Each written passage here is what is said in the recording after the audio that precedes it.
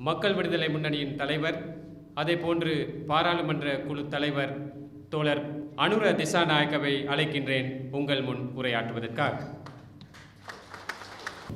මූලාසනයේ සිටින අපේ පක්ෂයේ වවුනියා දිස්ත්‍රික්කයේ සංවිධායක හැටියට කටයුතු කරන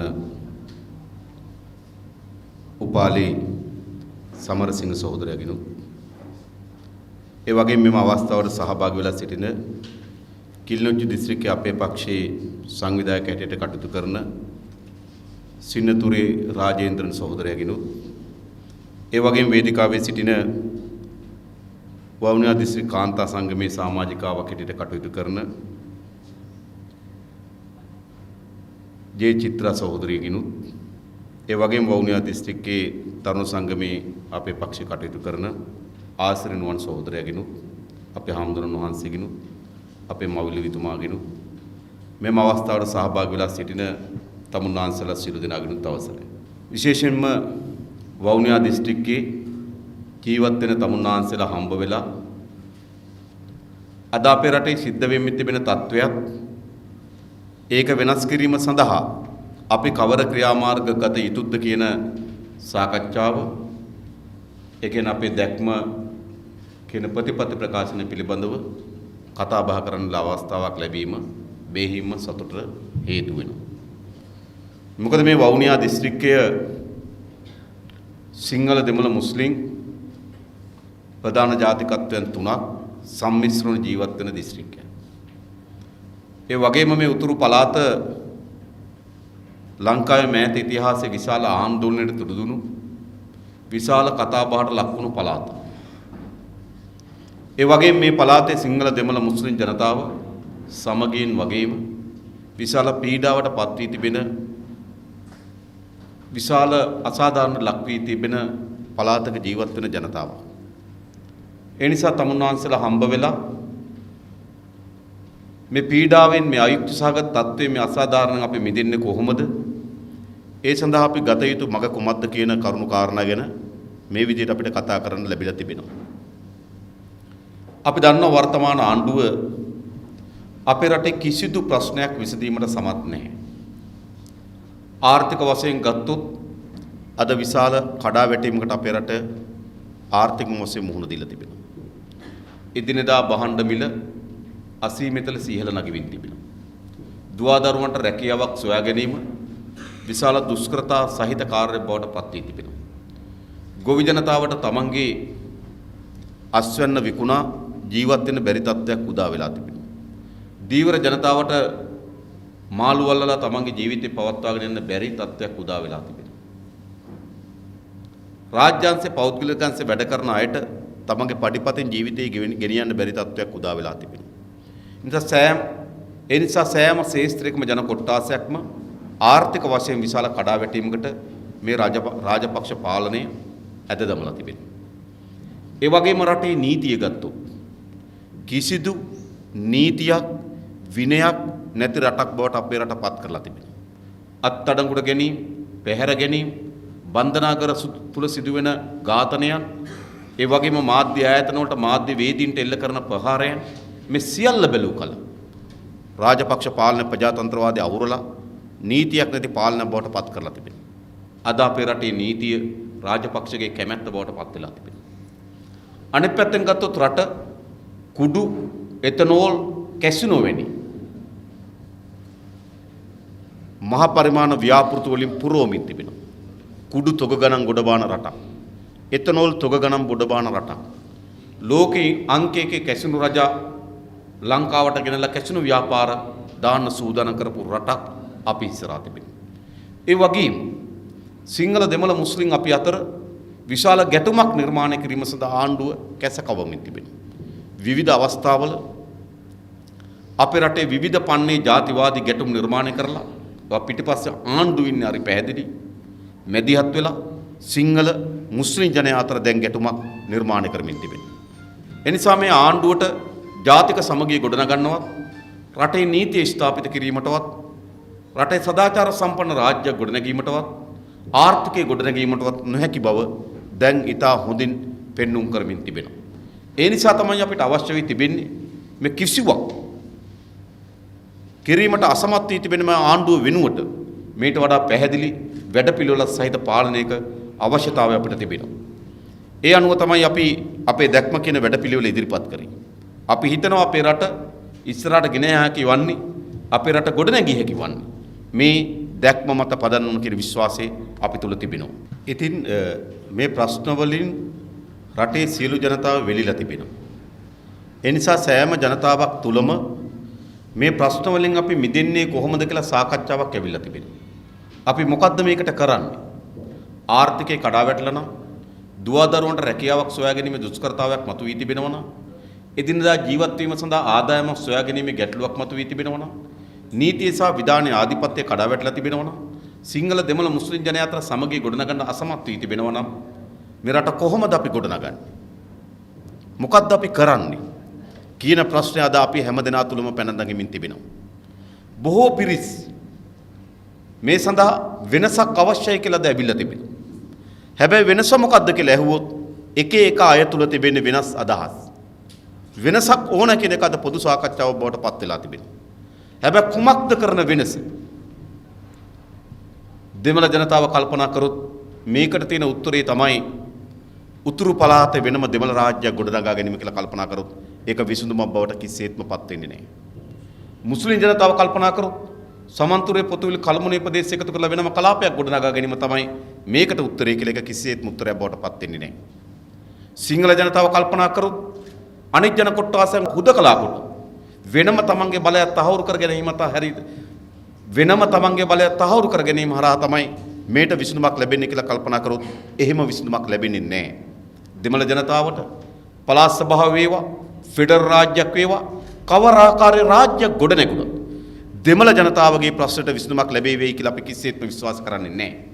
එම ප්‍රශ්න එක පැත්තකින් ඉන්දියානු වමනාවක්. ඉන්දියානු රාජ්‍යයට අද අපේ රටේ ආර්ථික විශාල පංගුවක් ගිලගෙන තිබෙනවා. අපේ රටේ ඖෂධ වෙළඳපොළෙන් වැඩි පංගුවක් තිබෙන ඉන්දියාව අතේ. අපේ රටේ රථ වාහන වෙළඳපොළෙන් වැඩි පංගුවක් තිබෙන ඉන්දියාව අතේ. අද මේ උතුරු සහ නැගෙනහිර පළාතේ සම්පත් වල විශාල පංගුවක් ගිලගෙන තිබෙන්නේ ඉන්දියාව. විශේෂයෙන්ම සාම්පූර් වෙළඳ කලාපයක් ගොඩනගලා ලංකාවේ ඉතාමත් ශාස්ත්‍රීය බිම් කඩවල. එහි වෙසෙන දෙමළ ජනතාව පළව හැරලා. අදත් සාම්පූර් වල පාරම්පරික ජීවත් වුණු දෙමළ ජනතාව ජීවත් වෙන්නේ අවතන් කඳුරු පහක ත්‍රිකුණාමලේ. එම ජනතාව පළව හැරලා එම ඉඩම් ලබා දීලා තිබෙනවා ඉන්දියාවට. මේ උතුරු රේල් පාර ව්‍යාපෘතිය ඕමන්තේ ඉඳන් කංකසන්තුරේ දක්වා මැදවච්චි ඉඳන් මන්නාරම දක්වා රේල් පාර ව්‍යාපෘතිය හදන්න දුන්නේ කාටද? ඉන්දියානු සමාගමකට. මෙම පළාතේ ජීවත් වෙන කිසිදු දෙමළ පුරවැසියෙකුට එහි රැකියාවක් ලැබුණාද? ඒ සියල්ල ඉන්දියාවෙන් ගෙන ලද ශ්‍රමය සහ කම්කරුවන් මත තමයි ඉදිකිරීම සිදු කරනු ලැබුවේ. එය කිසිසේත්ම අපේ රටේ ජීවත් වෙන සිංහලෝ දෙමළෝ මුස්ලිම් අයට රැකියාවක් හැදිච්ච එක බවට පත් උනේ නැහැ. ඒ ඉන්දියාවට ලාභ ලබන උල්පතක් බවට පත් කරගෙන තිබුණා. අද දොරයප්පා ක්‍රීඩාංගණේ ප්‍රතිසංස්කරණය කිරීම පවරා තිබෙන්නේ ඉන්දියාවට. කංකසන්තුරේ වරාය ප්‍රතිසංස්කරණය කිරීමේ කටයුතු පවරලා දීලා තිබෙන්නේ ඉන්දියාවට. අපේ රටේ තිබෙන වැදගත්ම ඛනිජ නිධිය වන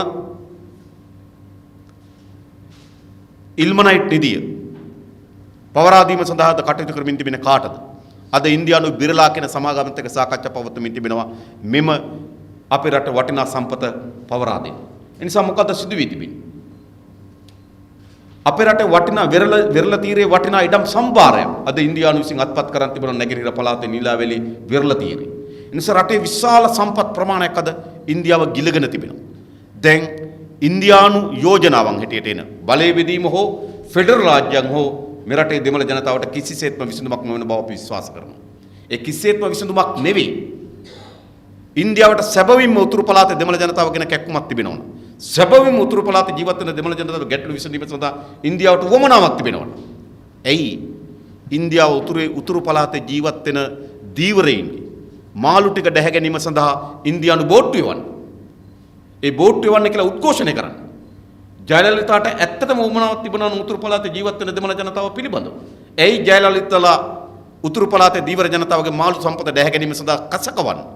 නිසා මේ තියෙන සම්පූර්ණ ප්‍රෝඩාව අද ඉන්දියානු මැදිහත් වීම මේ ප්‍රශ්නට විසඳුමක් ලැබෙනවා කියලා දෙමළ ජනතාව විශ්වාස කරනවා නම් ඒ කිසිසේත්ම විසඳුමක් නෙවෙයි. ඒ වගේම එසේ නැතුව එක්සත් ජාතීන්ගේ සංවිධානයේ ඇමරිකන් එක්සත් ජනපදයේ මැදිහත් වෙලා අපේ රටේ ප්‍රජාතන්ත්‍රවාදයේ සාමහාන වීමකම් සහ උතුරේ දෙමළ ජනතාවගේ අයිතීන් ආරක්ෂා කරලා දෙනවා කියලා විශ්වාස කරනවා නම් ඒ මිත්‍යාව පමණයි. එක්සත් ජනපදයේ හෝ එක්සත් ජනපදයට අනුබද්ධ සංවිධාන හෝ ලෝකෙ කොහෙවත් ප්‍රජාතන්ත්‍රවාදය ඇති කරේ නැහැ. ලෝකෙ කොහෙවත් මානව හිමිකම් ඇති කරේ නැහැ. ඉරාකයට ගොස් ඉරාකයේ ජනතාවගේ ප්‍රජාතන්ත්‍රවාදය ආරක්ෂා කරාද? අද ඉරාකයේ මරාගෙන මරන සොහොන් පිටිය බවට පත් කරේ එක්සත් ජනපදය තුළ බටහිර රාජ්‍යයන්ගේ මැදිහත් වීම. අද සිරියාවට තර්ජන එල්ල කරමින් තිබෙන මේ විදියට ලිබියාව ඇති කරමින් තිබෙන එවැනි තත්ත්වයන් නිසා එක්සත් ජනපදයේ එක්සත් ජාතීන්ගේ සංවිධානයේ කවර හෝ රටකට ප්‍රජාතන්ත්‍රවාදී හෝ ජනතාවගේ අයිතිවාසිකම් ආරක්ෂා කරලා දීලා නැහැ. දැන් කවුරු හරි විශ්වාස කරනවා නම් මේ ප්‍රශ්නෙට එක්සත් ජාතීන්ගේ සංවිධානයේ ඇමරිකන් එක්සත් ජනපදයේ විසඳුම් ලබා ගන්න පුළුවන් කියලා ඒක මිත්‍යාවක් පමණයි. ඒ වගේම මේ ආණ්ඩුවේ විසඳුම් දෙන්න පුළුවන්. ඩග්ලස් දේවානන්ද මහත්මයාට හෝ මේ ආණ්ඩුවට මේ විසඳුම් ලබා දෙන්න පුළුවන්. කිසිසේත්ම අද අපේ රටේ ඇති වී තිබෙන කිසිදු ප්‍රශ්නයකට ජාතික සමගිය ගොඩනැගීම වැනි සංකීර්ණ ප්‍රශ්නයක් නෙවෙයි. අපේ රටේ සාමාන්‍ය සරල ප්‍රශ්නයකටත් උත්තරයක් දෙන්න මේ ආණ්ඩුව අසමත්. මතක තබා ගන්න. දරුවන්ගේ පාසලේ පිළිබඳ ප්‍රශ්නේ එහෙම නැත්නම් කලට වේලාවට බස් එකක් දීම වැනි සරල ප්‍රශ්නවත් විසඳන්න බැරි ආණ්ඩුවක් මේ රටේ ජාතික ප්‍රශ්න වැනි සංකීර්ණ ප්‍රශ්නයක් විසඳාවි කියලා ඔබ විශ්වාස කරනවා. ඒ නිසා කිසිසේත්ම අද අපේ රටේ මතුවී තිබෙන කිසිදු ගැටලුවකට ඉන්දියානු මැදිහත් වීමකට හෝ ඇමරිකන් එක්සත් ජනපදය ඇතුළු බටහිර රාජ්‍යයන්ගේ මැදිහත් වීමකට හෝ පවතින ධනපති ආණ්ඩුවකට හෝ ඉටු කරන්න පුළුවන් වේවි කියලා අපි කිසිසේත්ම විශ්වාස කරන්නේ නැහැ. එහෙනම් අපි කරන්න ඕන මොකක්ද? මොකක්ද අපි කළ යුතු වන්නේ? අපේ රටේ ආර්ථිකය ඇති වී තිබෙන කඩාවැටීම වෙනස් කිරීම වෙනුවෙන් ජාතික සමගිය ගොඩනැගීම වෙනුවෙන් නීතිය සහ විධානයේ ආධිපත්‍ය තහවුරු කිරීම වෙනුවෙන් ප්‍රජාතන්ත්‍රවාදය සහ මහානිකම් තහවුරු කිරීම වෙනුවෙන් මොකද්ද අපි කරන්න ඕනකම තිබෙන්නේ? අපි සියලු දෙනාට එක්ව අරගලයක් හද තිබෙනවා. සිංහල දෙමළ මුස්ලිම් බර්ග මැලේ කිසි ભેදකින් තොරව අද අපිට එක්ව අරගලයක් කළ යුතු තිබෙනවා. මේ කඩාවැටුණු බෙලහීන තව දුරටත් අපේ රටත් අපේ රටේ ජනතාවත් අඟලක්වත් ඉස්සරහට ගෙන යන්න බැරි මේ බිඳුණු සමාජ ක්‍රම වෙනුවට සාධාරණ සමාජ ක්‍රමයක් අපේ රට තුළ ස්ථාපිත කළ යුතුයි. ඒ සඳහා දල සැකස්මක් තමයි අපි අපේ දැක්ම කියන වැඩපිළිවෙල ඉදිරිපත් කළා තිබෙන්නේ. මේ පළමුවෙන්ම අපි කියන මොකක්ද? අපේ රට පාලනය ජනතාවාදී පාලනයක් බවට පත් කරන්න ඕන. උතුරු නියෝජනය කරමින් පාර්ලිමේන්තුවට හෝ කැබිනට් මණ්ඩලයට යන කෙනා උතුරේ ජනතාවගේ හඬ නියෝජනය කරමින් ඒ සඳහා තීන්දුව වලට හවුල් විය යුතුයි. ඔබ හිතනවාද ඩග්ලස් දේවානන්ද මහත්තයාට අයිතිවාසිකමක් තියෙනවා කියලා මේ රටේ ප්‍රශ්න වලට මැදිහත් වෙන්න? මේ උතුරේ ජනතාවගේ දුක් ගැනවිලි ඉදිරිපත් කරන ඩග්ලස්ට අයිතියක් තියෙනවද? නෑ. ඩග්ලස් හැංගීමක්වත් නෑ. ඉදිරිපත් කර ඩග්ලස් දේවානන්දලාද කැබිනට් මණ්ඩල නිකන් සූදුරු කරපිංච ගන්නට වැටිලා තිබෙන්නේ. හොද්ද රස කරන සාධක ඇරුණකොට ඇත්ත ආණ්ඩු පාලන ඩග්ලස් දේවානන්දලා මැදිහත් වෙන්නේ නැහැ. අද මේ රට පාලනය කරන්නේ කවුද? අද මේ රට පාලනය කරන්නේ උතුරේ වේවා, දකුණේ වේවා, නැගෙනහිර වේවා තෝරාපත් කරන වෙන ජනතා නියෝජිතයෝ නෙවෙයි. අද මේ රට පාලනය කරන්නේ මහින්ද මහත්තයයි, බැසිල් මහත්තයයි, ගෝඨාභය මහත්තයයි, නාමල් දරුවයි. ඔය හතර දෙනා විතරයි. අනුරාධපුරේ යන තිස්ස කරල්ලියද්දගෙන් අහලා බලන්න. තිස්ස කරල්ලියද්ද මේ ආණ්ඩු පාලනයට අහුල් වෙන්නේ නැහැ. බැරි වෙලාවත් හම්බුනොත් අහන්නකෝ තිස්ස කරල්ලියද්දගෙන් මොකද ඇමතිතුමා වෙන්නේ කියලා. තිස්ස කරල්ලියද්ද අපට කියනවා මාත් ඒක තමයි මේ කල්පනා කරන්න කියලා. මේක තමයි ඇත්ත. මට පහුගියදා පාර්ලිමේන්තුවේ හම්බුණා අනුරයාපා. මං අනුරයාපා ඇමතිතුමාගෙන් ඇහුවා ඇමතිතුමා මොකද වෙන්නේ කියලා. ඔබතුමාලා තමයි ඉතින් දන්නේ කිව්වා. ඒගොල්ලෝ කිසිවක් දන්නේ නැහැ මතක තබා ගන්න. අපි මේ ළඟදී ඕස්ට්‍රේලියානු රජයේ ආරාධනයකින් පාර්ලිමේන්තු නියෝජන කරන සියලු පක්ෂ වලට ආරාධනයක් ආවා. ඒ අනුව අපේ පක්ෂේ මම සහභාගී වුණා. ආණ්ඩු නියෝජනය කරමින් නිමල් සිරිපාලසිල්ල ඇමතුමා සහභාගී වුණා.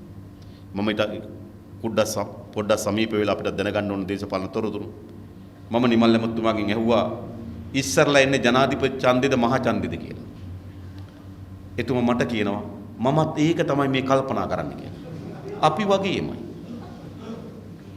මතක තබා ගන්න මේ කිසිවෙක් මේ පාලනයට අහුල් වෙන්නේ නැහැ. අද පාලනය කියන්නේ මොකද්ද? ඊටා කුඩා කණ්ඩායමක් රට පාලනය කරනවා.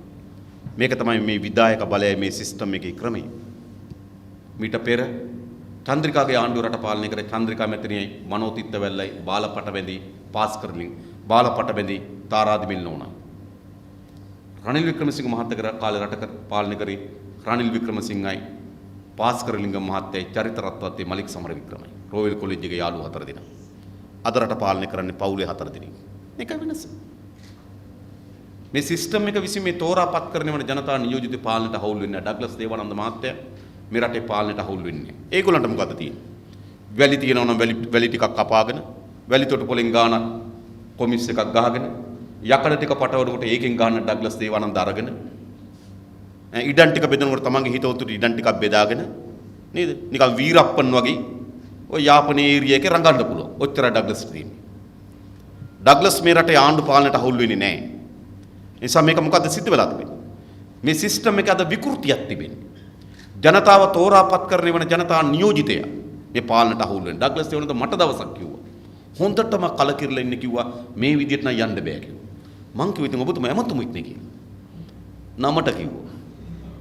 මේක තමයි ඇත්ත. මේ සිස්ටම් එක විසින් ඒකයි මම මේ සිස්ටම් එක විසින් සිද්ධ වෙන්නේ මොකද්ද? ඊටා කුඩා කණ්ඩායමක් අතර බලය යනවා. ඒ නිසා උතුරේ ජනතාවගේ හඬ ආණ්ඩුව ඇතුළට එන්නේ නැහැ. දකුණේ ජනතාවගේ හඬ ආණ්ඩුව ඇතුළට එන්නේ නැහැ. නැගෙනහිර ජනතාවගේ හඬ ආණ්ඩුව ඇතුළට එන්නේ නැහැ. ආණ්ඩුවේ හඬ වෙලා තියෙන්නේ අද පවුලේ හඬ. නේද? චන්ද්‍රිකාගේ කාලේ ආණ්ඩුවේ හඬ වෙලා තියෙන්නේ යාළුවන්ගේ හඬ. රනිල් වික්‍රමසිංහ මහත්තයාගේ කාලේ ආණ්ඩුවේ හඬ වෙලා තිබෙන්නේ රෝයල් කොලෙජ් එකේ මිත්‍රයන්ගේ හඬ. ඔක තමයි මේ ක්‍රමය. ඒ නිසා මේ සිස්ටම් එක වෙනස් කරන්න. ඒ නිසා අපි අපේ වැඩපිළිවෙලේ කියන විධායක ජනාධිපති දුර අහෝසි කරන්න. ඒ වගේම අපේ රට අමාත්‍ය ධූර ප්‍රමාණය 25කට සීමා කරන්න. මේ අමාත්‍ය ධූර වැඩි. මේවා රට හදන්න හදපු ඒවා නෙවෙයි. එකිනෙකා සතුටු කර ගැනීම වෙනුවෙන් විතරයි මේ අමාත්‍ය ධූර ගොඩනගලා තිබෙන්නේ. අපි ඕස්ට්‍රේලියාව ගිහපු මං කිව්ව ඔබට ඕස්ට්‍රේලියාව ගියයි කියලා. ඕස්ට්‍රේලියාව මහද්වීපයක්. මහද්වීප පහෙන් එකක් ඕස්ට්‍රේලියානු මහද්වීපේ. පාර්ලිමේන්තුවේ ඉන්නේ മന്ത്രിවරු 150යි. ආණ්ඩුවට ඉන්නේ മന്ത്രിවරු 76යි. මහද්වීපයක් වෙන්නේ ඕස්ට්‍රේලියාව. ආණ්ඩුවට ඉන්නේ മന്ത്രിවරු 76යි. කඳුළු බිඳුවක් වැනි ලංකාවේ. ඇමතිවරුම 108යි. මොකක්ද මේ වෙලාව? කෑලි වලට කඩලා එකිනෙකා සතුටු කිරීමේ දේවල් බවට මේව පත් කරලා තිබෙනවා. ඒ නිසා අපේ රටේ අමාත්‍ය ධූර විධිමත් ක්‍රමවේදයකට බෙදන්න ඕනකම තිබෙනවා. විද්‍යාත්මක ක්‍රමවේදයකට. ඔබට මතක ඇති අපි අමාත්‍ය සදාරණ කාලේ කුසිකර්ම, ඉඩම්, වාරි මාර්ග, පසු සම්පත් එක අමාත්‍යංශය. ඒ කුසිකර්මයට ඉඩම් වුණා. ඒ ඉඩම් වලට වතුර වුණා. ඒ ගොවින් තමයි පසු කර්මාන්තය යෙදෙන්නේ. නිසා කුසිකර්ම ඉඩම් වාරි මාර්ග එක අමාත්‍යංශයක් වෙන්න ඕන. එහෙම නෙවෙයි. චීන වගේ රටක දීවරත් ඒක අමාත්‍යංශයට තිබෙනවා. අද මොකද්ද වෙලා තියෙන්නේ? කුසිකර්ම ඇමති මහින්ද යාපා. නියෝජ්‍ය ඇමති කෙනෙක් ඉන්නවා. වාරි මාර්ග ඇමති නිමල් සිරිපාල නියෝජ්‍ය ඇමති කෙනෙක් ඉන්නවා. ඉඩම් ඇමති ජනක බණ්ඩාර නියෝජ්‍ය ඇමති කෙනෙක් ඉන්නවා. පස් සම්පත් ඇමති තොණ්ඩමන් නියෝජ්‍ය ඇමති කෙනෙක් ඉන්නවා. ඊට පස්සේ කුසිකර්මාන්ත ආයෙ කඩනවා. සුළු කුසිකර්මාන්ත. කියන සුළු දිය වගේ නේ. සුළු කුසිකර්මාන්ත ඇමති රෙජිනෝල් කුරේ නියෝජ්‍ය ඇමති මුතු හෙට්ටි. අමාත්‍යංශ කෑලි වලට කඩලා මේ අමාත්‍යංශ කියන්නේ අද එකිනෙකා සතුටු කිරීමේව විතරයි. අපි අපේ වැඩපිළිවෙල දානවා අමාත්‍යංශ 25කට සීමා කරනවා. ඒක විවස්ථාවට ඇතුළු කරනවා. දැන් පළාත් සභාවේ ඉන්නේ ඇමතිවරු 4 දෙනයි. ඇයි 13 වෙනි සංශෝධනයේ මොන අඩුපාඩුකම් තිබුණා? පළාත් 13 වෙනි සංශෝධනය ඇතුළේ විවස්ථාවට දැම්මා පළාත් සභාවකට මහ ඇමතිවරට අමතරව සිටිය හැකි වන්නේ ඇමතිවරු 4යි කියලා. දකුණු පළාත් සභාව ගත්තත් ඇමතිවරු 4යි. උතුරු මැද ගත්තත් ඇමතිවරු 4යි. මේ උතුර ගත්තත් ඇමතිවරු 4යි. විවස්ථාවේ මේක තිබ්බේ නැත්නම් කොහොමද? මතකනේ උතුරේ ඇමතිකම් බෙදා ගන්නකොට රණ්ඩුව ගියේ නැද්ද? රණ්ඩුව ගියා. විවස්ථාවේ 4ක් තිබුණ නිසා තමයි උතුරු පළාතේ ඇමතිකම් 4ක් හැදුනේ. බැරි වෙලාවක් සීමා කන්න නැතුව තිබුණා නම් විග්නේශ්වර මහත්තයා සිද්ධ වෙනවා ගොඩක් අයට ඇමතිකම් දෙන්න. රණ්ඩුවක් ගියා නේද? අරෙන් ඉල්ලනවා මෙහෙන් ඉල්ලනවා නේ. පෞගේ කාලේ මට මතකයි පළාත් සභාව පිටපු දවස්වල. එඳ මේ විවස්ථාවේ තිබෙනවා මහ ඇමතිවරයාට අමතරව සිටිය හැකි වන්නේ පළාත් සභාවේ ඇමතිවරු 4යි. ඒ නිසා රටේ තියෙන සියලුම පළාත් සභාවල අද ඇමතිවරු 4යි. එන රටේ විවස්ථාවට දාන්න ඕනකම තිබෙනවා මහ ආණ්ඩුවේ අමාත්‍ය ධූර සංඛ්‍යාව 25යි. ඒක අපි විවස්ථාවට ඇතුළු කරනවා. ඊළඟ අපේ රටේ ප්‍රජාතන්ත්‍රවාදය තහවුරු කරන්න. විශේෂයෙන්ම මාධ්‍ය නිදහස තහවුරු කරන්න. මාධ්‍ය වේදීන්ට වාර්තා කිරීමේ අයිතිය, තොරතුරු එළිදරව් කිරීමේ අයිතිය අපි තහවුරු කරන්න ඕන. මේ ආණ්ඩු කිසිවෙක් තහවුරු කරන්නේ නැහැ ඒවා. ඇයි?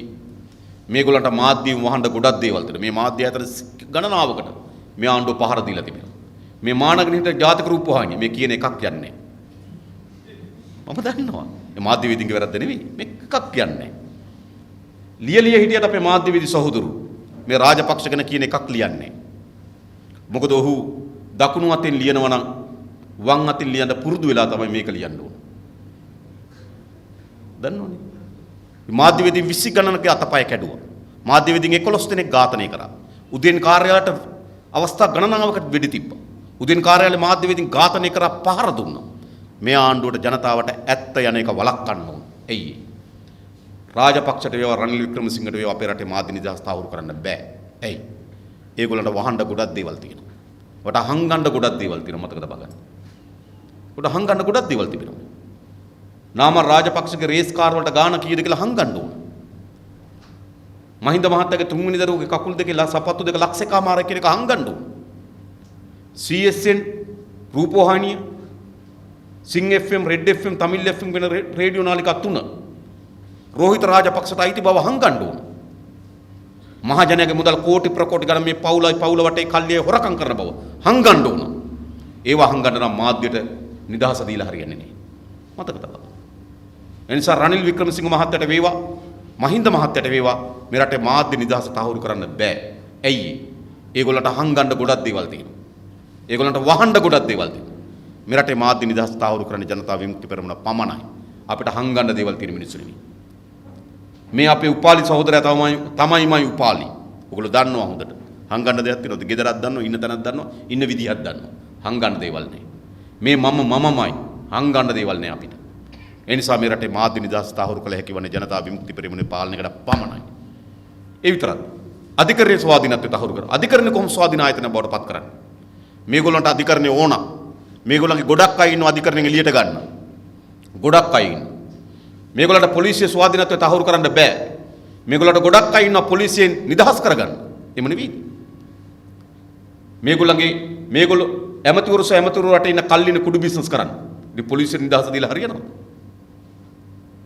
ඇමතිවරු ඉන්න වටේ කල්ලියක් නේ අපේ රටේ නිදන් කඩන්නේ.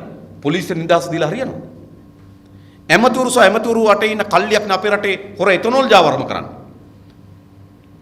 ඉතින් අධිකරණයට සහ පොලිසියෙන් නිදහස දෙන්න පුළුවන්ද?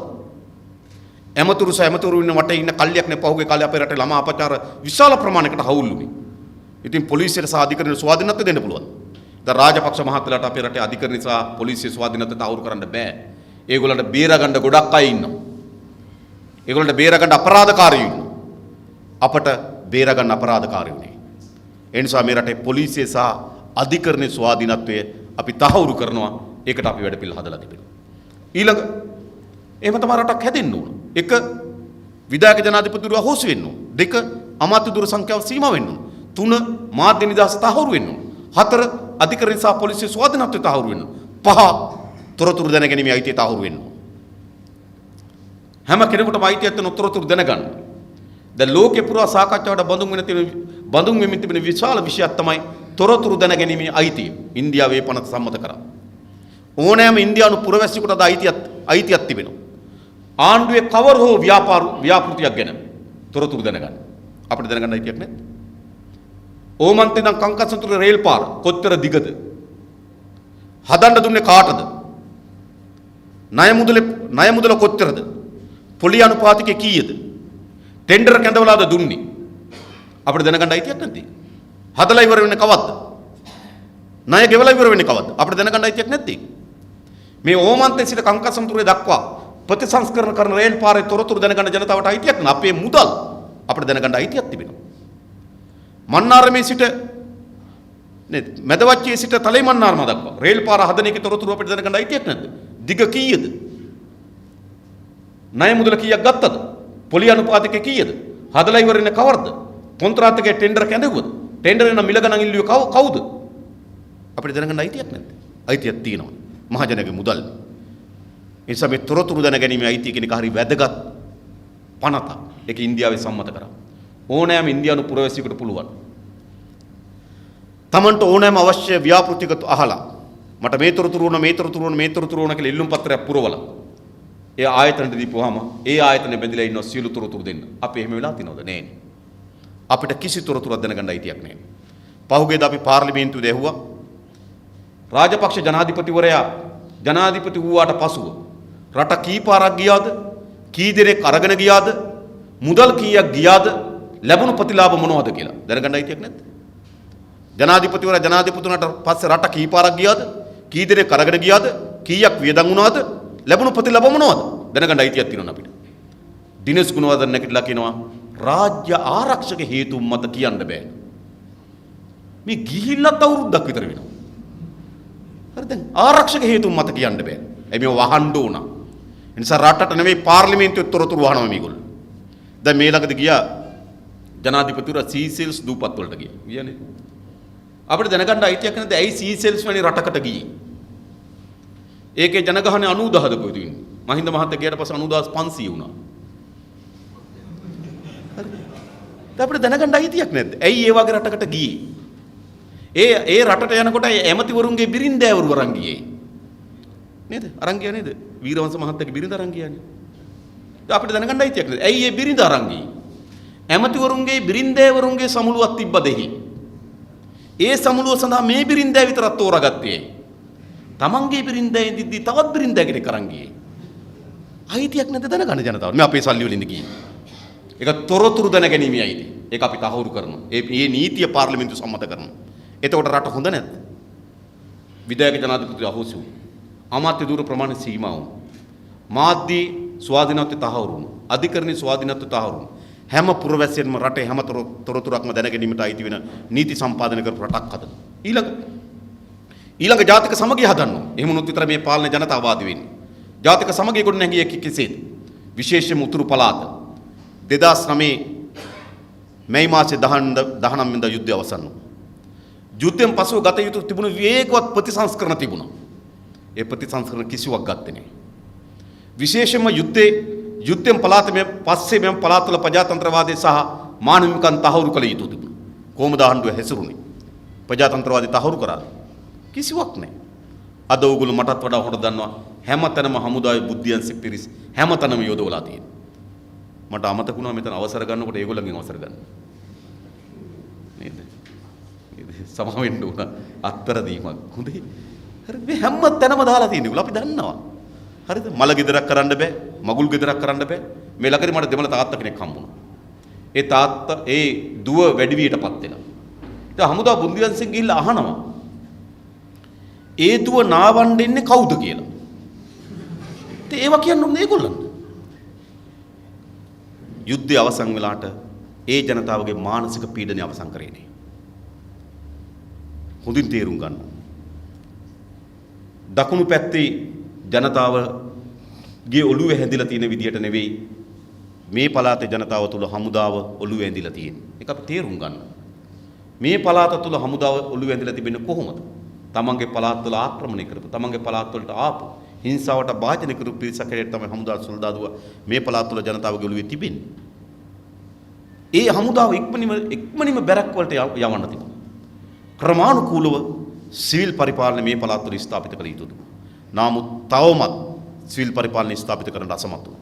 මම දැක්ක එක යුද්ධය අවසන් වෙන අවුරුදු 3කට පස්සේ මම දැක්කා. ඕමන්තේ දා යාපනයට යනකොට හමුදා කඩ විතරක් තියෙනවා 36ක්. මොකද්ද? එනිසා යුද්ධය අවසන් වුවහම ක්‍රමානුකූලව හමුදාව කඳවුරු වලට ගෙන යමින් සිවිල් පරිපාලනය ස්ථාපිත කළ යුතු තිබුණා. එම ජනතාවගේ ප්‍රජාතන්ත්‍රවාදී සහ මානව හිමිකම් සුරක්ෂිත කිරීම සඳහා කටයුතු කළ යුතුයි. ඊළඟ එම ජනතාවගේ ප්‍රධාන ප්‍රශ්නයක් තිබුණා. තමන්ගේ ගම් දොරවල් මුළුමනින්ම අහිමි වෙලා තිබුණා. තමන්ගේ දරුවන් අහිමි වෙලා තිබුණා. මට එක තාත්තා කෙනෙක් හම්බුණා. මැනික් ෆාම් කඳවුරු හිටපු තාත්තා කෙනෙක්. ඒ තාත්තා මට කිව්වා ඒගොල්ලෝ අන්තිම තැන ඉඳන් මුලතිව්වල ඉඳන් අන්තිමට ඒගොල්ලෝ එනකොට එයාගේ බිරිඳයි දරුවයි බෝක්කුවක් ගාවේදී අතුරුදහන් වුණා කිව්වා. එයා ඉල්ලන්නේ එක දෙයයි කිව්වා. ඒ බෝක්කුව ගාවට ගිහලා අඬන්න දෙන්න කිව්වා. අවුරුදු 3ක් ගිහිලා තේ තාත්තට තමන්ගේ මිය ගිය අය වෙනුවෙන් අඬන්න අවස්ථාවක් නැහැ. මොකද්ද මේ මිනිස්සුගේ මානසිකත්වය? ඔයගොල්ලෝ හිතනවාද එක රටක් හැටියට පිළිගැනීමේ කියලා? යුද්ධයක් අවසන් වුවහම වේගෙන් අපි ජාතික සමගිය ගොඩනැගීමේ දිශාවට ප්‍රතිසංස්කරණ කටයුතු කළ යුතු තිබුණා. ඒ වෙනුවට ආණ්ඩුව ඇසුරුනේ තමන් විසින් අත්පත් කර ගන්නා ලද ප්‍රදේශයක යටත් විජිතක මානසිකත්වයෙන් තමයි ආණ්ඩුව මේ පළාත්වල හැසිරුනේ. ඒක තමයි ඇත්ත කතාව. ආණ්ඩුවට කොටිය, යුද ජයග්‍රහණ, කුමන්ත්‍රණ, LTT කාර්ය, ත්‍රස්තවාදී කියන වචන ටික මත ජීවත් වෙන ආණ්ඩුවක් බවට පත් වුණා. ආණ්ඩුව අලුත් උනේ නැහැ. පරණ මඩගොහරුවේ මේ ආණ්ඩුව ජීවත් වෙමින් තිබෙනවා. ඒ නිසා තව තවත් ඈත් වුණා. යුද්ධය අවසන් වුණාට පසුව මේ පළාත්වල ඉඩම් වල විශාල ප්‍රශ්නයක් මතුවී තිබුණා. යුද්ධය අවසන් වෙනකොට ඉඩම් තිබුණේ කොහොමද? එක පැත්තකින් හමුදාව විසින් අත්පත් කරගන්න ලද ඉඩම් තිබුණා අධ්‍යාරක්ෂක කලාප වලට. තව පැත්තකින් කිසිවෙක් ඉතුරු නොවි මිය ගිහපු අයගේ ඉඩම් තිබුණා. තව උතුරේ සිට පළවහර ලද සිංහල ජනතාවගේ ඉඩම් තිබුණා. උතුරේ සිට පළවහර ලද මුස්ලිම් ජනතාවගේ ඉඩම් තිබුණා. LTD සංවිධානය විසින් මහා වීරු පවුල් කියලා පදිංචි කරපු ඉඩම් තිබුණා. නිසා යුද්ධය අවසන් වෙනකොට ඉඩම් වල විශාල ආරවුලක් තිබුණා. කිසිවෙක් ඉතුරු නොවි රට අතර ගිහපු අයගේ ඉඩම් තිබුණා. එනිසා මේ පළාත්වල ඉඩම් අතිශය සංකීර්ණයි. අනුරාධපුරයේ ගියොත් මායිම් ටික හරියට දාන්න. මෙතනින් එහා පැත්තේ පුංචි බණ්ඩගේ, මෙතනින් එහා පැත්තේ සුමනේයගේ, මෙතනින් එහා පැත්තේ කපුරු බණ්ඩයියගේ මායිම් අපි හොඳට දන්න අනුරාධපුර ඉඩම් වල. හැබැයි උතුරේ මොකද සිද්ධ වුනේ? යුද්ධයෙන් පස්සෙ මායිම් නැති, ඔප්පු තිරප්පු නැති, ඒවට නිසි අයිතිකාරයෙක් හඳුනා ගන්න බැරි ව්‍යාකූලත්වයක් නිර්මාණය වෙලා තිබුණා. ආණ්ඩුවක් මොකද කළ යුතු තිබුණේ? වේගයෙන්ම ඉඩම් ප්‍රතිසංස්කරණ පිළිබඳව කොමිෂන් සභාවක් පිහිටවලා ජනතාවගේ නම් ජනතාවට ලබා දිය යුතු තිබුණා. හැබැයි ආණ්ඩුව මොකද කරේ? A9 පාර දිගට ඉඩම් දෙන්න පටන් ගත්තා තමන්ගේ ගෝලයන්ට බිස්නස් කරන්න. වැල්ලා අයින ඉඩම් දෙන්න පටන් ගත්තා තමන්ගේ බුන්දලාලට හෝටල් දාන්න. අධ්‍යාරක්ෂක කලාතාවත් පුළුල් කරන්න පටන් ගත්තා. ඉතින් ඒ දෙමළ ජනතාවට දැනනවද මේක තමන්ගේ රට කියලා? මොකද සිදුනේ? තව තව ඈත් වුණා. අතුරුදහන් වූවන්ගේ පිළිබඳ ප්‍රශ්නේ. ඔබ දන්නවා කාගේ හරි අම්මා තාත්තා කෙනෙක්ගේ දරුවෙක් අතුරුදහන් වුවහොත් ඒ විශාල පීඩාවක් බවට පත් වෙනවා. ඒ නිසා වේගයෙන් අතුරුදහන් වූවන්ගේ පිළිබඳ ප්‍රශ්නට විසඳුම් සෙවිය යුතුයි. ඒවා පිළිබඳ සැලකිලිවට ලක් කරේ නැහැ. අවතන් වූ කඳවුරු වල ජීවත් වෙන ජනතාවගේ ප්‍රශ්නට වේගයෙන් විසඳුම් ලබා දිය යුතුයි. ඉන්දියාවේ ගෙවල් 50000 දියා උඩ බලාගෙන බලන් ඉඳ සිටු. ගෙවල් 50000 මම දැක්ක පහුගියදා තිබුණා ගෙවල් 4000 ගණනක් හදලා. අවුරුදු 5ට 4000 ගණන. 50000 දන පුත්‍රේ. අවුරුදු 5ට 4යි නම් 50ක් හදන්න. අවුරුදු 120 අවුරුදු 65ක් විතර යනවා. දැන් ආයේ නෙවෙයි ඊළඟ අයත් මැරලා ඊළඟ අයට තමයි ඒ ගෙවල් ගන්න වෙන්නේ.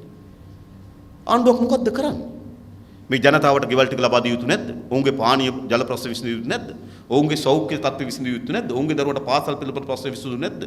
පොදුවේ රටේ ප්‍රශ්න වගේ විශේෂයෙන් උතුරේ ප්‍රශ්න පිළිබඳ සැලකිල්ලක් කොට මේ ප්‍රශ්න විසඳිය යුතු තිබුණා. ඉතින් ඒවා කිසිවක් විසඳන්න අසමත් වුණා. ඒ නිසා අපේ දැක්මට සමාන්තරව අපි ඉදිරිපත් කරා ජාතික ප්‍රශ්න විසඳීම සඳහා අපේ ආජාතික ප්‍රශ්න විසඳීම සඳහා ප්‍රවේශයක් කියන අපේ ලියවිල්ල. මම තමුන්වහන්සේලාට මේක අරන් බලන්න. මේක තමයි අපේ රටේ ජාතික ප්‍රශ්න ස්ථිරසාර ලෙස විසඳිය කිය ආකාරය. එතකොට අපි විධායක ජනාධිපතිතුරු අහෝසි වුණු අමාත්‍ය දුර සීමා වුණු විද්‍යාත්මක ක්‍රමයකට අමාත්‍ය දුර බෙදන ලද අධිකරණයේ මාධ්‍ය නිදහස තහවුරු වුණු සිංහල දෙමළ මුස්ලිම් ජනතාව අතර ජාතික සමගිය ගොඩනැගුණු රටක් අපි හදනවා. එම රටක් වුන්නේ නැද්ද?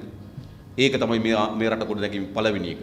මේක ජනතාවාදී පාලනයක් කියලා කියන අපි ඒකට. ඊළඟ අපි අපේ රටේ දේශපාලනය සුද්ධ කරනවා. අද මේ දේශපාලන කියන මඩ ගොහරුවක් මතක තබා ගන්න. මොකක්ද දේශපාලන කියන්නේ? ලංකාවේ ලාභම ලබන්න පුළුවන් ව්‍යාපාර දෙකක් තියෙනවා. එකක් තමයි කුඩු ව්‍යාපාරය. ලක්ෂ 5ක කුඩු ගෙනාවොත් ලක්ෂ 100ක විකුණන්න පුළුවන්. ඒක නෙවෙයි නේ ලක්ෂ 5ක කුඩු ගෙනාවොත් ලක්ෂ 100ක විකුණන්න පුළුවන්. ලොකු ලාභයක්. ඊළඟ ලොකුම ලාභය මොකද්ද? മന്ത്രി ධූරය. දේශපාලනය තමයි ඊළඟ ලොකුම බිස්නස් එක. ඔයගොල්ලෝ දකින්නේ පහුගියදා පත්තරවල වාර්තා වෙලා තිබුණා. ජොන්ස්ටන් පනාන්දුගේ පුතා ජොහාන් පනාන්දු පහුගිය පළාත් සභා මැතිවරණට වියදම් කරන ලක්ෂ 800ක් බෙදපු නැති දෙයක් නෑ. ත්‍රී වීල් වල ටයර් බෙදුවා, සාරි බෙදුවා, අරක්කු බෙදුවා, කණ්ඩ දුන්නා, සිමෙන්ති බෙදුවා, ඊට පස්සේ කොණ්ඩ කටු බෙදුවා. අර රැයට කල්පනා කරන හෙට මොනවද බෙදන්නේ කියලා. ඒ තරමට සියල්ල බෙදුවා. ලක්ෂ 800ක් බෙදන් උනායි කියලා කියනවා. සාමාන්‍ය පළාත් සභා මන්ත්‍රීවරුගේ උපරිම වැටුප මාස රුපියල් 76000යි. අපි අතිනුත් දාලා ලක්ෂයයි කියමු. മന്ത്രി ධූරයේ වළංගු අවුරුදු 5යි. ඒ කියන්නේ මාස 60යි. ලක්ෂය ගානේ පඩිය ගත්තොත් අවුරුදු 5ටම හම්බ වෙන්නේ ලක්ෂ 60යි. മന്ത്രി ධූරය ගන්න වියදම් කරනවා ලක්ෂ 800. පවුනේ ලක්ෂ 800ක් වියදම් කරලා මොකද ලක්ෂ 60ක മന്ത്രി ධූරයක් ගන්න? ඒ වෙන මොකවත් නිසා නෙවෙයි. මන් පඩිය ගන්න නෙවෙයි මේ යන්නේ. ඒ ලැබෙන බලය Tamanට අයතාලෙස මුදල් උපයා ගැනීම මාවතක් බවට පත් වෙලා තිබෙනවා. අද විශාලතම බිස්නස් කරන්නේ කවුද? රත්නපුරයේ මැණික් තියෙනවා. මැණික් පතල් කාගේද? ජෝන් සිරිරත්න, පවිත්‍රාදේවි වන්නිආරච්චි ප්‍රේමලාල් ජයසේකරගේ නියෝජ්‍ය ඇමතිවරු ඒගොල්ලන්ගේ තමයි රත්නපුරේ පෙනික් පතල්. මැණික් තියෙන පැතිවල පතල් කපන්නේ ඒගොල්ලෝ. අම්පාරේ ලොකු ගල් නිදි තියෙනවා. කවුද අම්පාරේ ගල් වලවල් කරන්නේ? පී දයාරත්න ඒ පැත්තේ ඇමති. පොළොන්නරුවේ ලොකුවට වී බිස්නස් එකක් කරනවා. කවුද පොළොන්නරුවේ වී බිස්නස් කරන්නේ? නියෝජ්‍ය ඇමති ශ්‍රීපාල ගම්ලත් අනිත් එක නම මෛත්‍රීගේ මල්ලි. මනම්පිටියේ පාලම ගාව ලොකු වැලිතොට පොලක් තියෙනවා. කවුද වැලිතොට පොල කරන්නේ? මෛත්‍රීගේ මල්ලි. තනමල් පිළ පැත්තේ ගංජා වෙවිනවා. කවුද ගංජා හදන්නේ? ඒ පැත්තේ ඇමති. තනමල් විල ඇඹිලි පිටිය හම්බන්තොට කියන්නේ හොරහරක් පටවන බිස්නස් එක තියෙන ලොකුම තියෙන ඒරියා එක. කවුද මේ පැත්තේ හොරහරක් පටවන්නේ? ඕමල්පේ සෝබිත හම්දුරු කිව්වා ඇමති ජගත් පුස් කුමාර කියලා. හරක් තියෙන තැන් වල හොරහරක් පටවන්නෙත් ඇමතිවෝ. මැණික් තියෙන පැතිවල මැණික් කඩන්නේ ඒගොල්ලෝ. ගල් තියෙන පැතිවල ගල් ගොඩ දාන්නේ. ගල් කඩන්නේ ඒගොල්ලෝ. වැලි තියෙන පැතිවල වැලි කපන්නේ ඒගොල්ලෝ. වී තියෙන පැතිවල වී බිස්නස් කරන්නේ ඒගොල්ලෝ. යාපනයේ වැලි බිස්නස් කරන්නේ කවුද? ඩග්ලස් දේවානන්ද. යාපනයේ ගල් බිස්නස් කරන්නේ කවුද? ඩග්ලස් දේවානන්ද. එහෙම නෙවෙයි. මේක නැත දේශපාලන. නේද? ඉස්කාගාර කාගෙද? හිඟුරාන ඉස්කාගාරයේ නියෝජ්‍ය ඇමති ලක්ෂ්මන් පෙරේරා. ඒක තව එක්කෙනෙක් ඉන්නවා ඒක ඇතුලේ කවුද? නියෝජ්‍ය ඇමති ලක්ෂ්මන් පෙරේරාට සහ සසෙන්ද්‍ර රාජපක්ෂගේ බිරිඳට තමයි ඒකයිදී. ඉස්කාගාර කරන්නේ ඒගොල්ලෝ. වයඹ ඉස්කාගාරේ කාගෙද? ජොන්ස්ටන් පනාන්දුගේ. කුරුණෑගල බාර් කාගෙද? භාගයක් ජයරත්න හේරත්ගේ භාගයක් ජොන්ස්ටන් පනාන්දු. එල්පිටිය බාර් කාගෙද? මුතු හෙට්ටිගේ. කඩුවෙල බාර් කාගෙද? බුද්ධදාසගේ. බදුල්ලේ බාර් කාගෙද? හේම රත්නායක බුද්ධදාස අනුර විදානකගේ පළාත් සභා මන්ත්‍රීවරු. එනිසා බාර් තියෙන පැතිවල බාර් කරන්නේ ඒගොල්ලෝ. ගස් තියෙන පැතිවල ගස් කපන්නේ ඒගොල්ලෝ. නිදන් තියෙන පැතිවල නිදන් කඩන්නේ ඒගොල්ලෝ. හරක් තියෙන පැතිවල හරක් පටවන්නේ ඒගොල්ලෝ. ගංජා තියෙන පැතිවල ගංජා වවන්නේ ඒගොල්ලෝ. වැලි තියෙන පැතිවල වැලි කපන්නේ ඒගොල්ලෝ. ගල් තියෙන පැතිවල ගල් කඩන්නේ ඒගොල්ලෝ.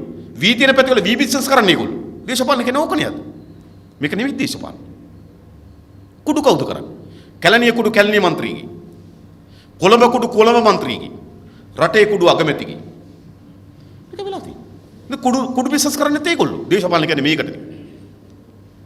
ඒ අර මතකද ඔයගොල්ලන්ට?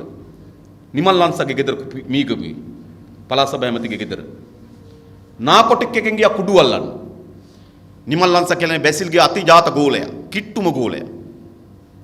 නිමල් ලංසගේ ගෙදර නාකොටික් එකෙන් නිකම් පනින්නේ නැහැ.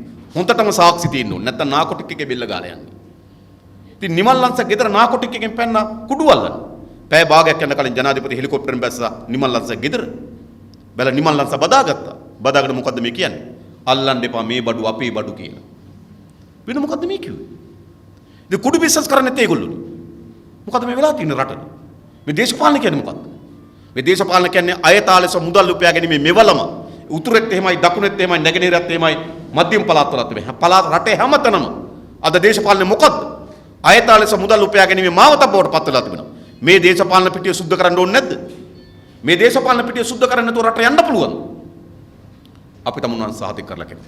අපි මේ දේශපාලන පිටිය සුද්ධ කරනවා. අපි කවුරුවත් දේශපාලනතාවට අපිට මොකක්ද උපයා ගන්න නෙවෙයි. අපේ උපාලි සමරසිංහ සහෝදරයා, අපේ රාජේන්ද්‍ර සහෝදරයා, අපේ සහෝදරයෝ, අපේ සහෝදරු, අපි කවුරුවත් අපි මේ දේශපාලන තෝරාගෙන තියෙන අපිට කිසිවක් උපයා ගන්න නෙවෙයි මතක තබා ගන්න. මට මගේ බිරිඳට මගේ දරුවන්ට මුදල් උපයා ගැනීම අරමුණෙන් අපි දේශපාලනට ආපු අය නෙවෙයි. අපි ඇස් ඉදිරි පිටේ ඇත්තක් තියෙනවා. මේ වෙනුවෙන් අපි දේශපාලන තෝරාගෙන තිබෙන්නේ. එතකොට අපිට මුදල් කිසිවක් කරගන්න බැරි නිසා දේශපාලනට ආපු අය. ඔයගොල්ලෝ දන්නවා අපේ උපාලි සහෝදරයෝ. මේ වවුනියා ප්‍රදේශයේ ඉන්න නේද? විශාල ජන කොටස් බහුජන සංවිධානවල වැඩ කරන ගමේ දේවල් ඉදිරියෙම කරන කෙනෙක් තමයි උපාලි සහෝදරයා. Tamanට මොකවත් කරගන්න බැරි නිසා දේශපාලනට ආව නෙවෙයි. අපි ඇස් ඉදිරි පිට තියෙන ඇත්තක් තියෙනවා. අපේ සිංහල දෙමළ මුස්ලිම් ජනතාව මොකද්ද ජීවිතේ කොහොමද ගත වෙන්නේ? මේ වෙනුවෙන් අපි දේශපාලන තෝරාගෙන තියෙනවා. ඒ නිසා මේ දේශපාලන පුටිය සුද්ධ කරලා දාන්න. ආයතා බිස්නස් එකක් බවට පත් වෙලා තියෙන දේශපාලනේ මහජන සේවයක් බවට පත් කරන්න. අපේ රටේ මේ දේශපාලනේ මහජන සේවයක් බවට පත් කළ හැකි වන්නේ ජනතා විමුක්ති පෙරමුණට පමණයි. අපි ස්වේච්ඡාවෙන් දේශපාලනය කරන මිනිස්සු. අපි ස්වේච්ඡාවෙන් දේශපාලනය කරන මිනිස්සු. දේශපාලන මහජන සේවයක් බවට පත් කරගත්තු මිනිස්සු. අපි හරහා පමණයි මේ රටේ දේශපාලන පොරපිටිය මේ කිලිටි වෙච්චි ගඳ ගහන ඕජස් ගලන මේ දේශපාලන පිටිය අපි සුද්ධ කරන්න ඕන. එහෙම නැතුව මොකද්ද අපේ රට අනාගතේ? අන්න එහෙම අපි හදනවා ජනතාවාදී පාලනය. ජනතාවාදී පාලනයක් හදනවා. ඊළඟ අපේ රට ගොඩනග ගන්නවා. මොකද්ද අපේ රට ගොඩනැගීමේ උපාය මාර්ගය? අපි කොහොමද මේ රට හදන්නේ? කොහොමද මේ රට හදන්නේ? මොකද අපේ රටේ සම්පත්. අපේ රටේ තියෙන වර්ග කිලෝමීටර 65610යි. ජනගහනය ඉන්න කෝටි 2ක් කිට්ටු වෙන. ජනගහනය ඉන්න කෝටි 2ක් කිට්ටු වෙන. විශාල ජනගණත්වයක් තියෙන රටක් අපේ රට. විශාල ජනගණත්වයක් තියෙන අපේ රටේ. ලෝකයේ වැඩිම ජනගහනය ඉන්නේ චීනයේ ජනගණත්වය 247යි. වර්ග කිලෝමීටර කින්නේ 247යි. මහද්වීපයක් වන ඕස්ට්‍රේලියාවේ වර්ග කිලෝමීටර ජීවත් වෙන 2.3යි. ලංකාවේ ජීවත් වෙන 323ක්. වර්ග කිලෝ 4 කිලෝමීටරයකට 323 දෙනෙක් ජීවත් වෙනවා. කුඩා රටක විශාල ජනගහනයක් ඉන්න. විශාල ජනගණත්වයක් අපේ රටේ තිබෙනවා. මේ තියෙන ඉඩම් වලින් ආණ්ඩුව කියන 23ක් වනාන්තර කියලා. පරිසරවේදීන් කියන 16ක් වනාන්තර කියලා. අපි හිතමු 20ක් වනාන්තර කියලා. එහෙනම් මේ තියෙන භූමියන පහෙන් එකක් වනාන්තර. මොනවද අපිට ඉතුරු වෙන්නේ ඒක? තව අපි වනාන්තර කරන්න ඕන විශේෂ මධ්‍ය කඳුකරේ. මධ්‍ය කඳුකරේ තමයි අපේ රටේ තියෙන හදවත. රට මැද කඳු පද්ධතියක් තියෙනවා. ඒ කඳු පද්ධතිය රූරා ගලන ගංගා පද්ධතියක් තිබෙනවා. රට වටේ 4 වටින් ගංගා පද්ධතියක් ගලන. මධ්‍ය කඳුකරෙන් ආරම්භ වෙලා නේද මොණරාගල දිසාවේ මහා මුහුදට වැටෙනවා මණික් ගඟ. මධ්‍ය කඳුකරෙන් ආරම්භ වෙලා අම්බලන්ගොඩ දිසාවේ මහා මුහුදට වැටෙනවා වලවේ ගඟ. මධ්‍ය කඳුකරෙන් ආරම්භ වෙලා නේද මාතර දිසාවෙන් මුහුදට වැටෙනවා නිල්වලා ගඟ. ගින් ගඟ වැටෙනවා ගින්තොටි. කැලණි ගඟ වැටෙනවා කැලණියේ. කළු ගඟ වැටෙනවා කළුතරේ. මහා ඔය වැටෙනවා හලාවත දිසාවෙන්. කලා ඔය වැටෙනවා පුත්තලම් දිසාවෙන්. මහවැලි ගඟ වැටෙනවා ත්‍රිකුණාමල දිසාවෙන් ගෝකන්නේ. රට මැද කඳු පද්ධතිය රූරා ගලන ගංගා පද්ධතිය තියෙන රට වටේ මේ කඳු පද්ධතිය තමයි අපේ රට හදවත. ඒක ආරක්ෂා කරගන්න. අද මොකද්ද වෙලා තියෙන්නේ? විශාල ලෙස එළපිහිලි කරලා තිබෙනවා. හෝටන් තැන්න දුම්බර අඩවිය ශ්‍රීපාද අඩවියෙන් තමයි අපේ මධ්‍යම කඳුකරේ සමන්විත වෙන්නේ. ඒ නිසා යලි අපි එම පළාත් වනාන්තර කරන්නත් ඕන. එතකොට අපිට මහා ඉඩම් සම්පතක් ඉතුරු වෙන්නේ නැහැ. ඒ නිසා අපේ රට කුෂ්කර්මාන්තයෙන් පමණක් ගොඩනගන්න බෑ. කුෂ්කර්මාන්ත අපි ගේන්න ඕනකම තිබුණා අපේ රටේ ආහාර නිෂ්පාදනයේ මට්ටමට. ඉතින් ඔබට කුෂ්කර්මාන්ත අපිට ගේන්න පුළුවන් කමක් ලැබෙන්නේ නැහැ. මතකද බලන්න. ඒ නිසා එහෙනම් මොකද්ද අපේ සම්පත? අපේ වැදගත්ම සම්පත මොකද්ද? මැණික්ද? මිනිරංගද? ඒවා අපේ රටේ ආර්ථික අතුරු සාධක විතරයි. අපේ රටේ වැදගත්ම සම්පත තමයි මානව සම්පත. ඒ නිසා මේ රට ගොඩනගන්න පුළුවන්කම තිබෙන්නේ දියුණු මානව සම්පත.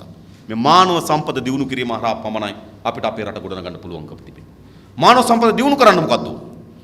අධ්‍යාපනය, සෞඛ්‍ය, ක්‍රීඩා. ඒ නිසා අපි ප්‍රමුඛතාවයම දෙන්නේ අපේ පාලනයක් යටතේ මානව සම්පත දියුණු කරන්න අධ්‍යාපනය, සෞඛ්‍ය, ක්‍රීඩා. අද මොකද්ද අධ්‍යාපනයට වෙලා තියෙන්නේ? මේගොල්ලන්ට ඕනේ නැහැ මානව සම්පත. මේගොල්ලන්ට ඕනේ නැහැ හොඳ දැනුම සහිත සමාජයක් ඕනේ නැහැ. හොඳ දැනුම සහිත සමාජයක් තිබ්බොත් නේද සහතිකේ කිහිල්ල ගහගෙන නාමල් පස්සේ යන්නේ නේ.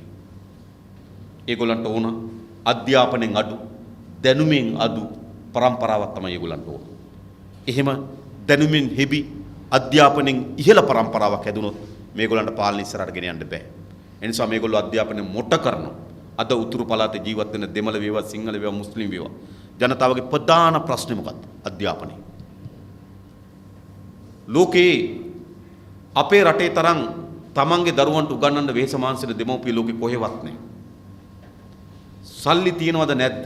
දුප්පත්ද පෝසත්ද? ගමේද නගරේද? දෙමළද සිංහලද? මුස්ලිම්ද දෙමළද?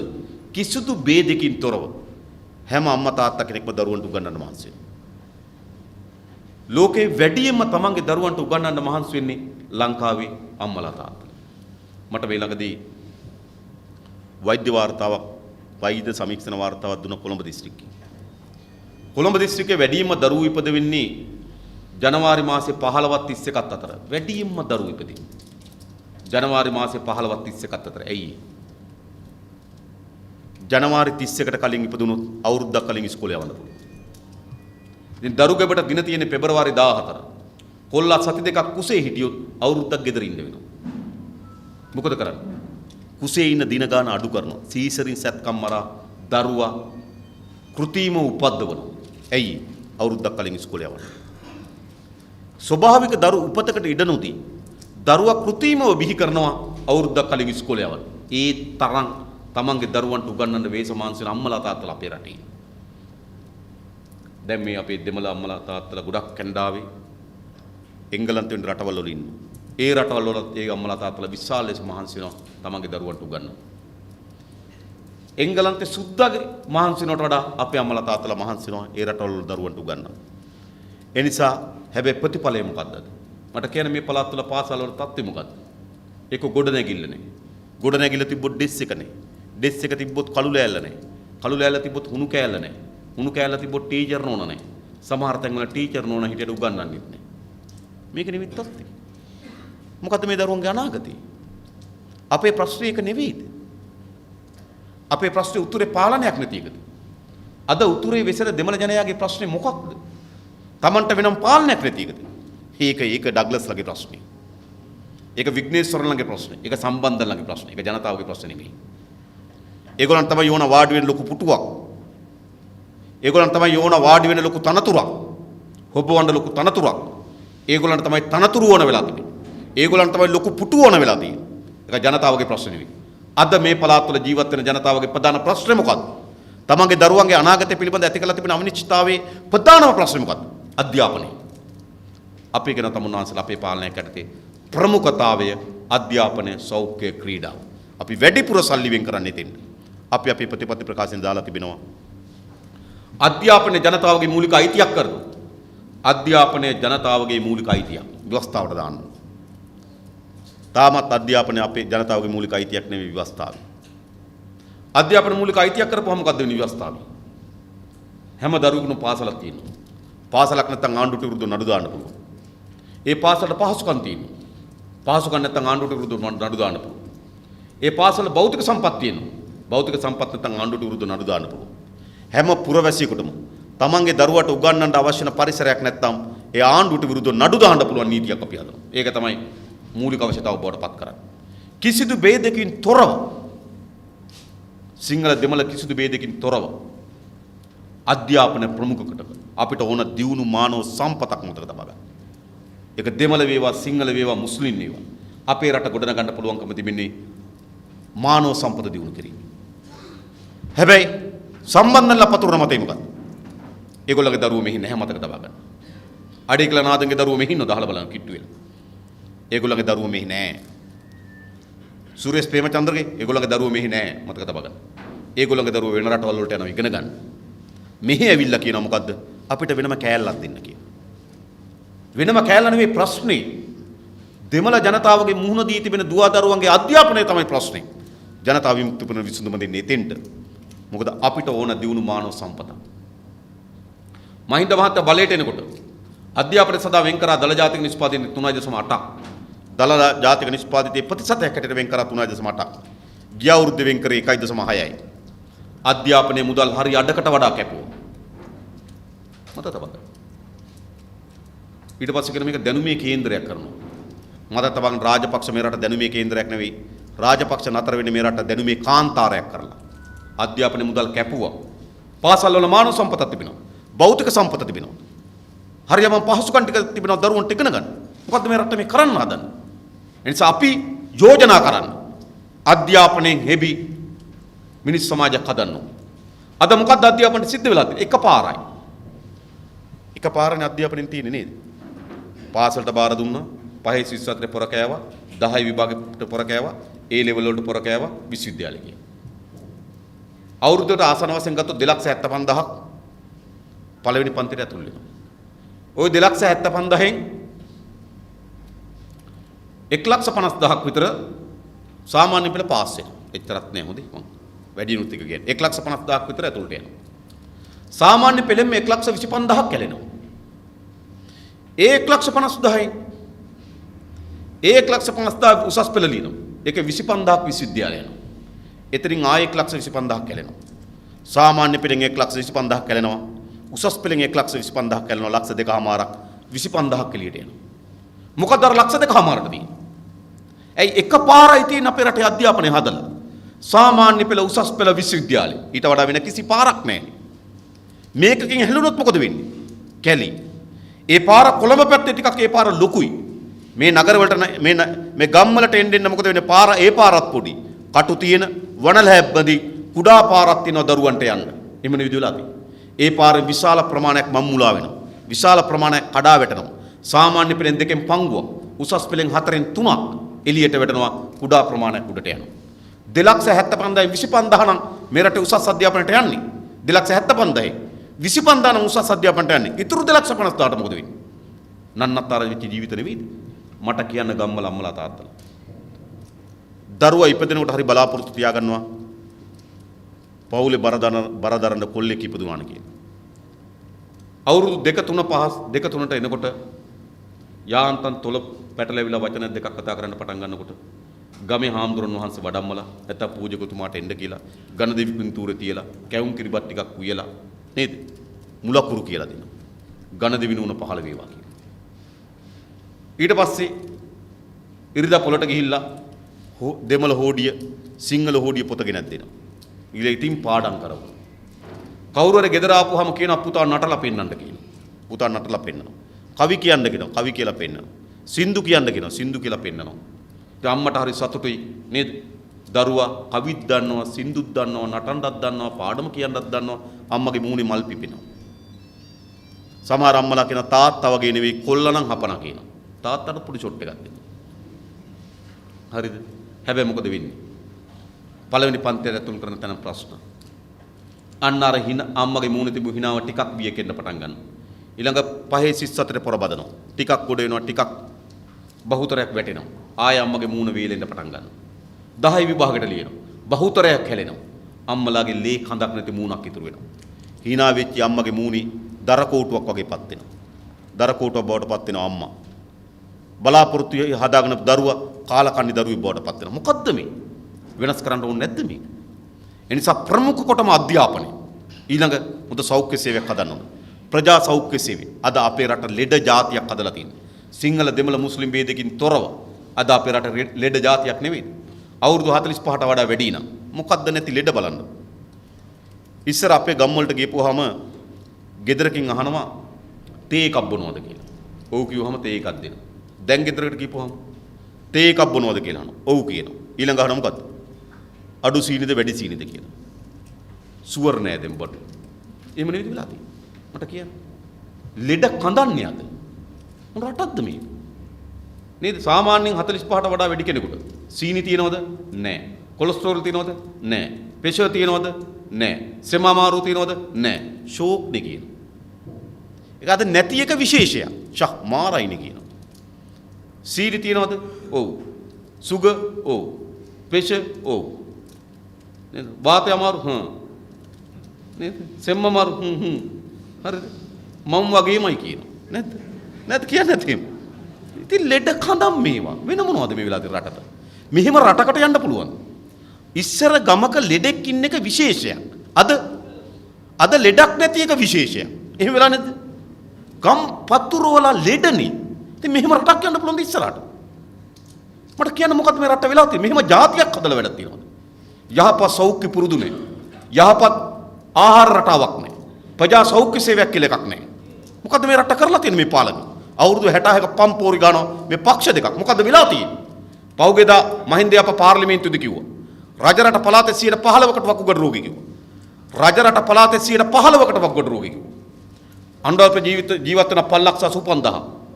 15% කියලා කියන ආසන්න වශයෙන් ගත්තොත් 88,000. අනුරාධපුර දිස්ත්‍රික්කයේ 88,000කට වකුගඩු රෝගී. අදත් වකුගඩු රෝගයෙන් මිනිහෙක් මැරුණොත් මොකද්ද ලියන්නේ? හඳුනා නොගත් වකුගඩුවක් අක්‍රිය වීම හේතු කොටගෙන මිය ගොස් ඇත. හඳුනා නොගත් හේතුවක් මත වකුගඩුවක් අක්‍රිය වීම හේතු කොටගෙන මිය ගොස් ඇත. ඒ කියන්නේ යකා ගහලා. මේ 21 වෙනි සවිස්සියවසේ මිනිස්සු මැරෙනවා. හේතුවක් දන්නේ නැහැ. මොකද්ද මේ කරලා තියෙන්නේ මේ රටට? පම්පෝරි ගාන මේ නායක ලැජ්ජා වෙන්න ඕන මේ රටේ නායකයෝ. මිනිස්සු මැරෙනවා හේතු දන්නේ නැතුව. රජරට කලාපයේ 15%කට වකුගඩු රෝගීන්. බෙහෙතක් හොයාගෙන පරීක්ෂණයක් කරලා නැහැ. අඩුම තරමේ වකුගඩු පරීක්ෂණ ඒකකයක් හදලා නැහැ. එකයි කාලට ඇවිල්ලා එක ඒවා කියනවා. කාලයකට ඇවිල්ලා කියන වෙව් මාළු කාපුවම හැදෙනවා කියනවා. තව කාලයකට ඇවිල්ලා කියන නෙළුම් වල කාපුවම හැදෙනවා කියනවා. මම දැක්ක එක්කෙනෙක් කියනවා නෙළුම් වල කාපුවම හැදෙනවා. නෙළුම් වල කනවා නම් කුහර සුද්ධ කරලා කනවා. නෙළුම් වලේ කුහර සුද්ධ කරන්න ජුකි මැෂින් එකක් ගේන්න වෙනවා. මේ නේද? මේක මොකද්ද මේ? තව කාලයක් කියන ඇලුමිනියම් භාජනය පාවිච්චි කරපුවම මේක හැදෙනවා කියලා. කිව්ව නේද? තව කාලයක් ඇවිල්ලා කිව්වා නේ පදවිය අවට පදවිය වැවේ වතුර පාවිච්චි කරන අයට මේ ලෙඩේ නෑ. ලිඳේ වතුර පාවිච්චි කරන අයට තමයි මේ ලෙඩේ තියෙන්නේ. එහෙනම් මතු පිට වතුර ගන්න කිව්වා ගැඹුරු වතුර බොන්නේ නැතුව. ඉතින් ලිඳේ වතුර බොන්නේ නැතුව වැවේ වතුර බොන්න පටන් ගත්තා. මොකද්ද හේතුව? ඊට නලින් සිල්වා මහත්තයා කිව්වා මේකට හේතුවක් නාත දෙයියෝ කිව්වා කියලා. කැඩ්මියම් කියලා. නාත දෙයියෝ නේද? නාත දෙයියෝ ආවර්තිත අවගුව දන්නවා එතකොට. කැඩ්මියම් කියලා කියන්නේ මූලද්‍රව්‍යයක් නේද? ඒ මූලද්‍රව්‍ය හොයාගත්තේ පස්සේ.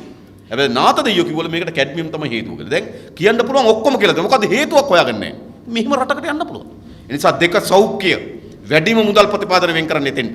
අධ්‍යාපනයේ සෞඛ්‍ය ඊළඟ ක්‍රීඩා හොඳ ශාරීරික යෝග්‍යතාවයක් තියෙන මිනිස්සෙක් වුණ රටට අද මොකද වෙලා තියෙන්නේ?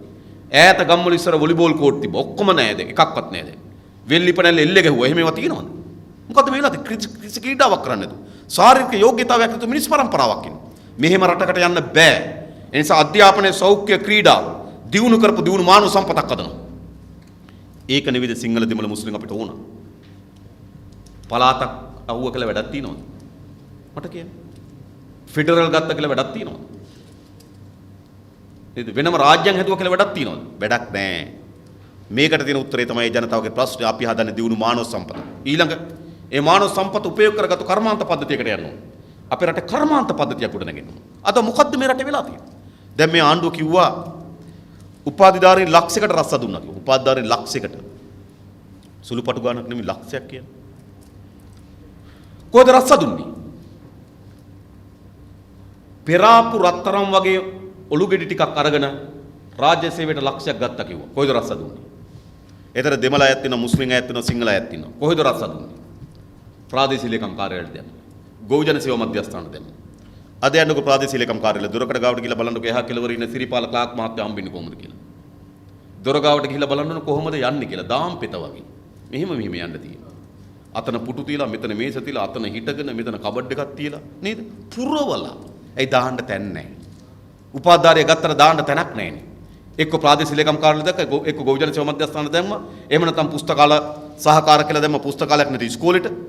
ඉතින් රාජ්‍ය සේවයට ලක්ෂයක් ගත්තට මේ රාජ්‍ය සේව මොනතරම් පිපිදෙන්න එපා. එහෙම කරන්න තැන් නැහැ. මොකද කර්මාන්ත පද්ධතියක්ද? මට කියන්න රාජපක්ෂ මහත්තයා. දැන් යුද්ධේ විරලා අවුරුදු 9. මේ අවුරුදු 5යි.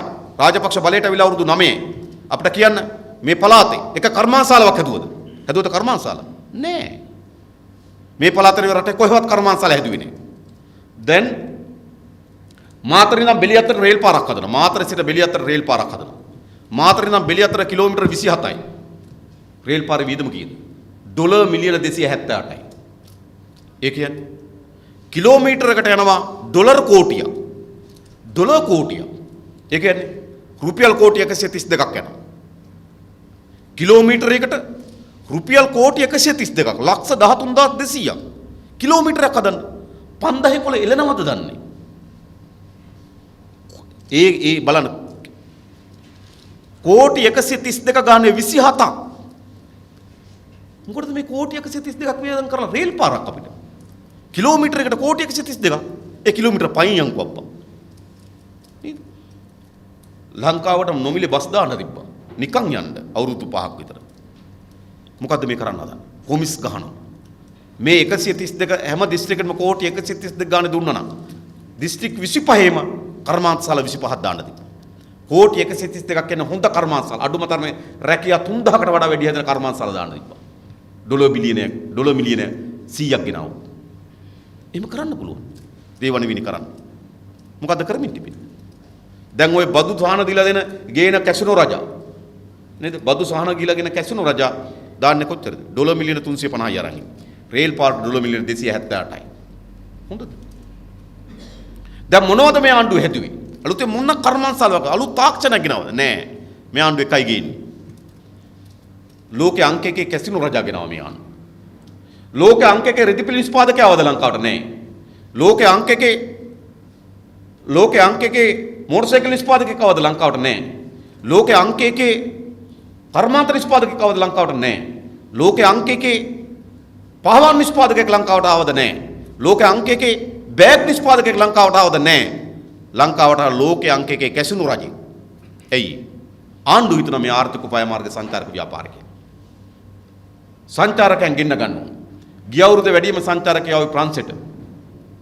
ලෝක සංචාරකයන් සිට 82ක් සංචාරය කරන්නේ විනෝදාස්වාදීට. විනෝදාස්වාදේ රඳාපවතින ගණිකා වෘත්තිය මද්ද්‍රව්‍ය සහ සූදුව මත. මේ තුන තමයි විනෝදාස්වාදේ රඳාපවතින්නේ.